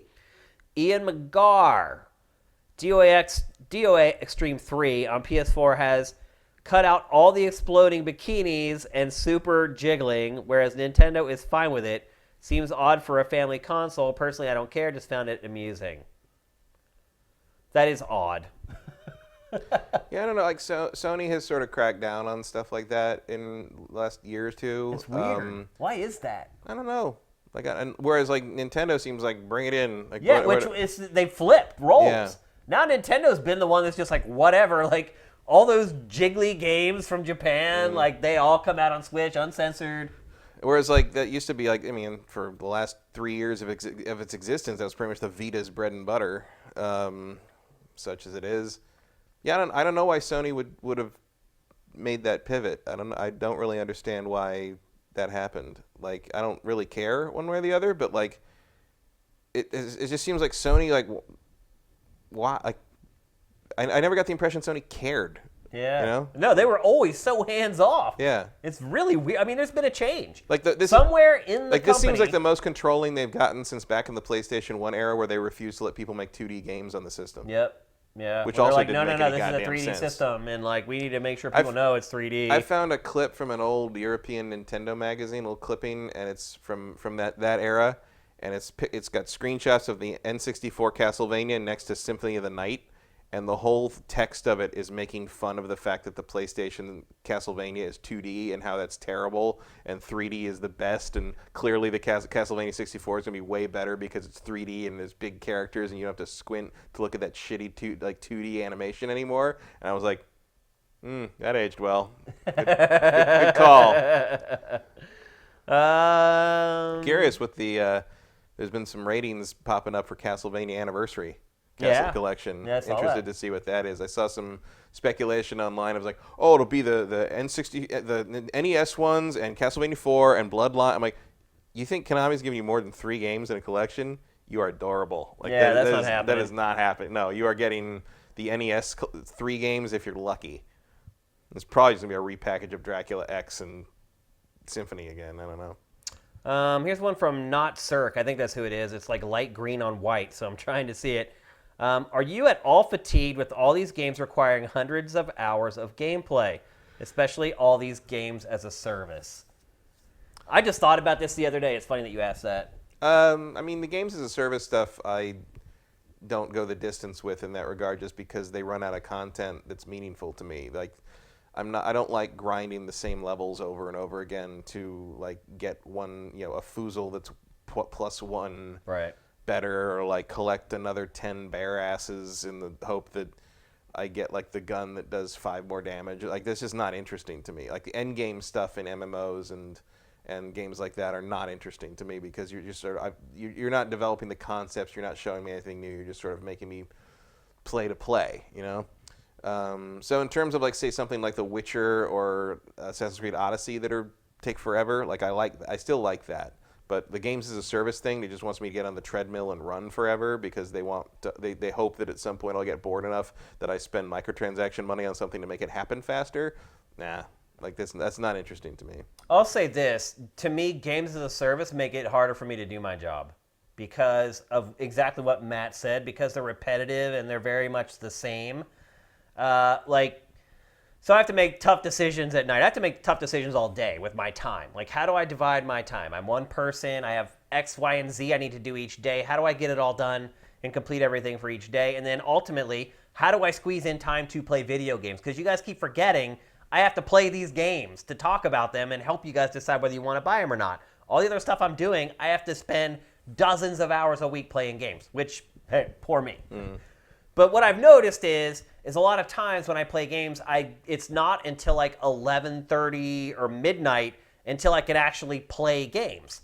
And what I've found is a lot of times I'll pick up a game as a service at 11:30 or 12 o'clock with the idea of playing until 2 or 3 in the morning and then getting up at 8:30 to do it all over again. And what I've found is after I get a certain distance into a game as a service, it's very hard for me to play that game at that time of night. Because I'm tired, my eyes are tired, because I've been staring at a screen all day, working, I'm mentally exhausted, and I need to play a game because I know I need to talk about it. Last night I played The Division 2 from like 10:30 until like 3:15 in the morning. It's just what I do. But what I found with games as a service is when I get to that point, I've worked for the day. I've had dinner with the wife. We've wound down from that. I've hung out with her for a couple hours, and then she goes to bed. She has to get up way earlier than I do for work. After all that, I sit down and I'm like, okay, it's time to play. After I've been playing a game as a service for a while, it's very hard to start playing at that time of night when I'm really tired. Finding the motivation to do it is tough. And I'll say this, 9 times out of 10, once I finally get over that mental hurdle and start playing it, I get sucked in and it just happens. But if I'm playing like Devil May Cry, it hasn't been hard for me to just keep playing that at all because I know something exciting, something different is going to be around the corner every time. When you know that you're going to play a game and you're just going to fight the same enemies again, but they're going to take more bullets, and you're going to get more gear, but it's probably just going to be something that's just a little bit better than what you've already got, it gets hard to make that sacrifice for me anyway. And it's pretty much why I'm not playing Anthem much anymore. Yeah. Also because I finished Anthem, though. Anthem has a bigger problem in the sense that, like, between missions, it has such a pronounced downtime. It does, yeah. That, like, it doesn't have that thing that Destiny has where I would be like, I want to stop playing, and then it would be so fast to get jump back into the next thing that I would be continuing to play without even realizing it. Yeah, the only way you get Anthem that doesn't in have Anthem that. is if you play free play. Yeah. Because basically, Anthem's free play is all the other games as a service. Mm-hmm. And like playing the Division, like you can just keep going. Like you after you collect all that stuff, you have to go back to the base of operations to redeem those tech points and spend them. But you don't have to. You can keep using the gear and the skills and the perks that you have right then and make it through the game and keep making headway. So it's like I said, it's this mental thing, but once I get over that hurdle, then I'm good to go and I can play the game and stick with it until I'm just exhausted and my eyes start to cross. But that is the one thing I would say with games as a service is because of their repetitive nature, it's hard for me to just kind of squeeze them into my normal routine. Mm-hmm. Good question, by the way. One from Vincent. I'm surprised Game Pass didn't come up at all in your Halo Infinite discussion. Isn't a game as a service better for driving subscriptions than a bunch of packaged products would be? Good question. In that Good regard, point. yeah. Yeah. If you get Halo Infinite by default, if you're a subscriber to Game Pass, that's a good bonus. But again, I keep going back to the money. It's like we were talking earlier about not making packaged products for every Halo coming out or just kind of putting out commercials, but not having this thing where you go into the store and everyone's excited for the new Halo game and all that. I think the money part of it is the question I have. Because, if people are playing the new Halo for $10 instead of $60, I don't know. Yeah, but if you just need 6 people who would maybe not otherwise spend $60, you've got those $60. Right. I guess that's the X factor, though. Yeah. Is it really going to work that way? If it didn't, I don't think they'd be doing it. That's their bet. I don't think they know yet whether that's going to work that way. I think Game Pass has been around long enough for them to kind of see where that's going. But if they had a release like Halo, though, or Gears. Depends what you put on there. I mean, Halo Infinite may not hit day and date with Game Pass, but I mean, what's the biggest, elements of it could. What's the biggest first-party game that's come out since Game Pass launched? Would it be Forza Horizon 3? I mean, I don't know what else it could possibly be. And I mean, that game's kind of, it sold it's a great game. A lot of copies. It's an amazing game. It's probably, just driving game of the year, but I don't think people would be too salty if they bought that for $60 and then saw someone else pay $10 for it. Yeah. But Halo, I think that might be a different case. How would you know? Do you think Halo Infinite will be on Game Pass? Do you think it might be an exception where they're like, no, this is the one game we're not putting on there? I don't know. I think it could be in parts. Yeah. Like maybe early on at least. Like if you're on Game Pass, you get the multiplayer. But if you want the campaign, you got to buy the full thing. It'll be interesting to see how they handle that because that'll be their first big. Well, actually, because I don't think you could. Actually, I think Gears 5 is going to be the first big test. You can't really ignore the Game Pass thing if you're going to do a platform element. I mean, that's the incentive for people to sign up is to play the big games for $10 a month. So it's going to be interesting. Like, I think Gears will be the first litmus test to see if it's actually going to pay off financially for Microsoft. So it'll have Gears there to do that before it has to make a decision on Halo. Not Cirque, thank you for subscribing via Twitch Prime, man. Appreciate it. And here's our last one for tonight. That Japanese dude. Did you hear about the Epic Game Launcher going through your Steam account and recording stuff? Yeah, that was not really what it's doing. I read a little bit about that before you got here. I did not see that. It's basically you can give it permission to sort of dig through what your play time, I think, in maybe your friends list or something. I don't know. It's just usual. It's the usual sort of like, hey, you give us access to this thing and we can look at it. And clearly they're collecting data. Some people are freaked out about it. Other people don't care. I haven't bought anything on the Epic store and haven't used anything like that. So right now it's sort of irrelevant to me. But like, it doesn't really surprise me. I think you do have to opt into it. But like, I had a couple developer friends online who are talking about like, basically Windows 10 not only makes it easy to do that, but sort of encourages apps to look at each other like that. So it's not really all that shocking to them. I don't know. I don't really care if Epic knows what I'm playing on Steam. I don't either. Yeah, whatever. No. I mean, a lot of people get really pissed off about privacy and stuff like that. And I get it. I just don't care. You might. I don't. It's like, you can go ahead and look at my Steam I stuff. think that's going to become less. I mean, people our age and around that age, our age are more concerned with stuff like that, I find. Whereas like younger kids, like my niece and people like that, she gets upset when like commercials run that are for things she already owns. Yeah, you mentioned Which, that before. It's great. Like I think the younger generation wants more intrusion in that regard. Yeah. They want these algorithms and these companies to know work. more about them, Yeah. so they can customize the experience And make closer their to lives what they're easier. interested in. Yeah. They don't have an expectation of privacy on the same level that we do. We definitely not. Possibly, because they haven't had it on the same level we've had it. Well, also possibly because they have not grown up watching cyberpunk things. Right. Where they make you paranoid. Yeah, there's not as much X-Files in the diet of a 10-year-old today. So maybe that'll change as they get a little older and realize like, oh, maybe I don't want my entire life online before I turn 13. Yeah. But too late. Yeah, really. Good luck with that one. But again, it's going to be an interesting sort of, I think, values clash between the younger generation and the older generation, and that might be where the millennials finally start to find that they've become the old people. Yep, that's true. So that's meanwhile, Gen X is just like, no one cares about us. We don't care either. We're just going to I don't brush care over that here. you don't care. Yeah, I really don't.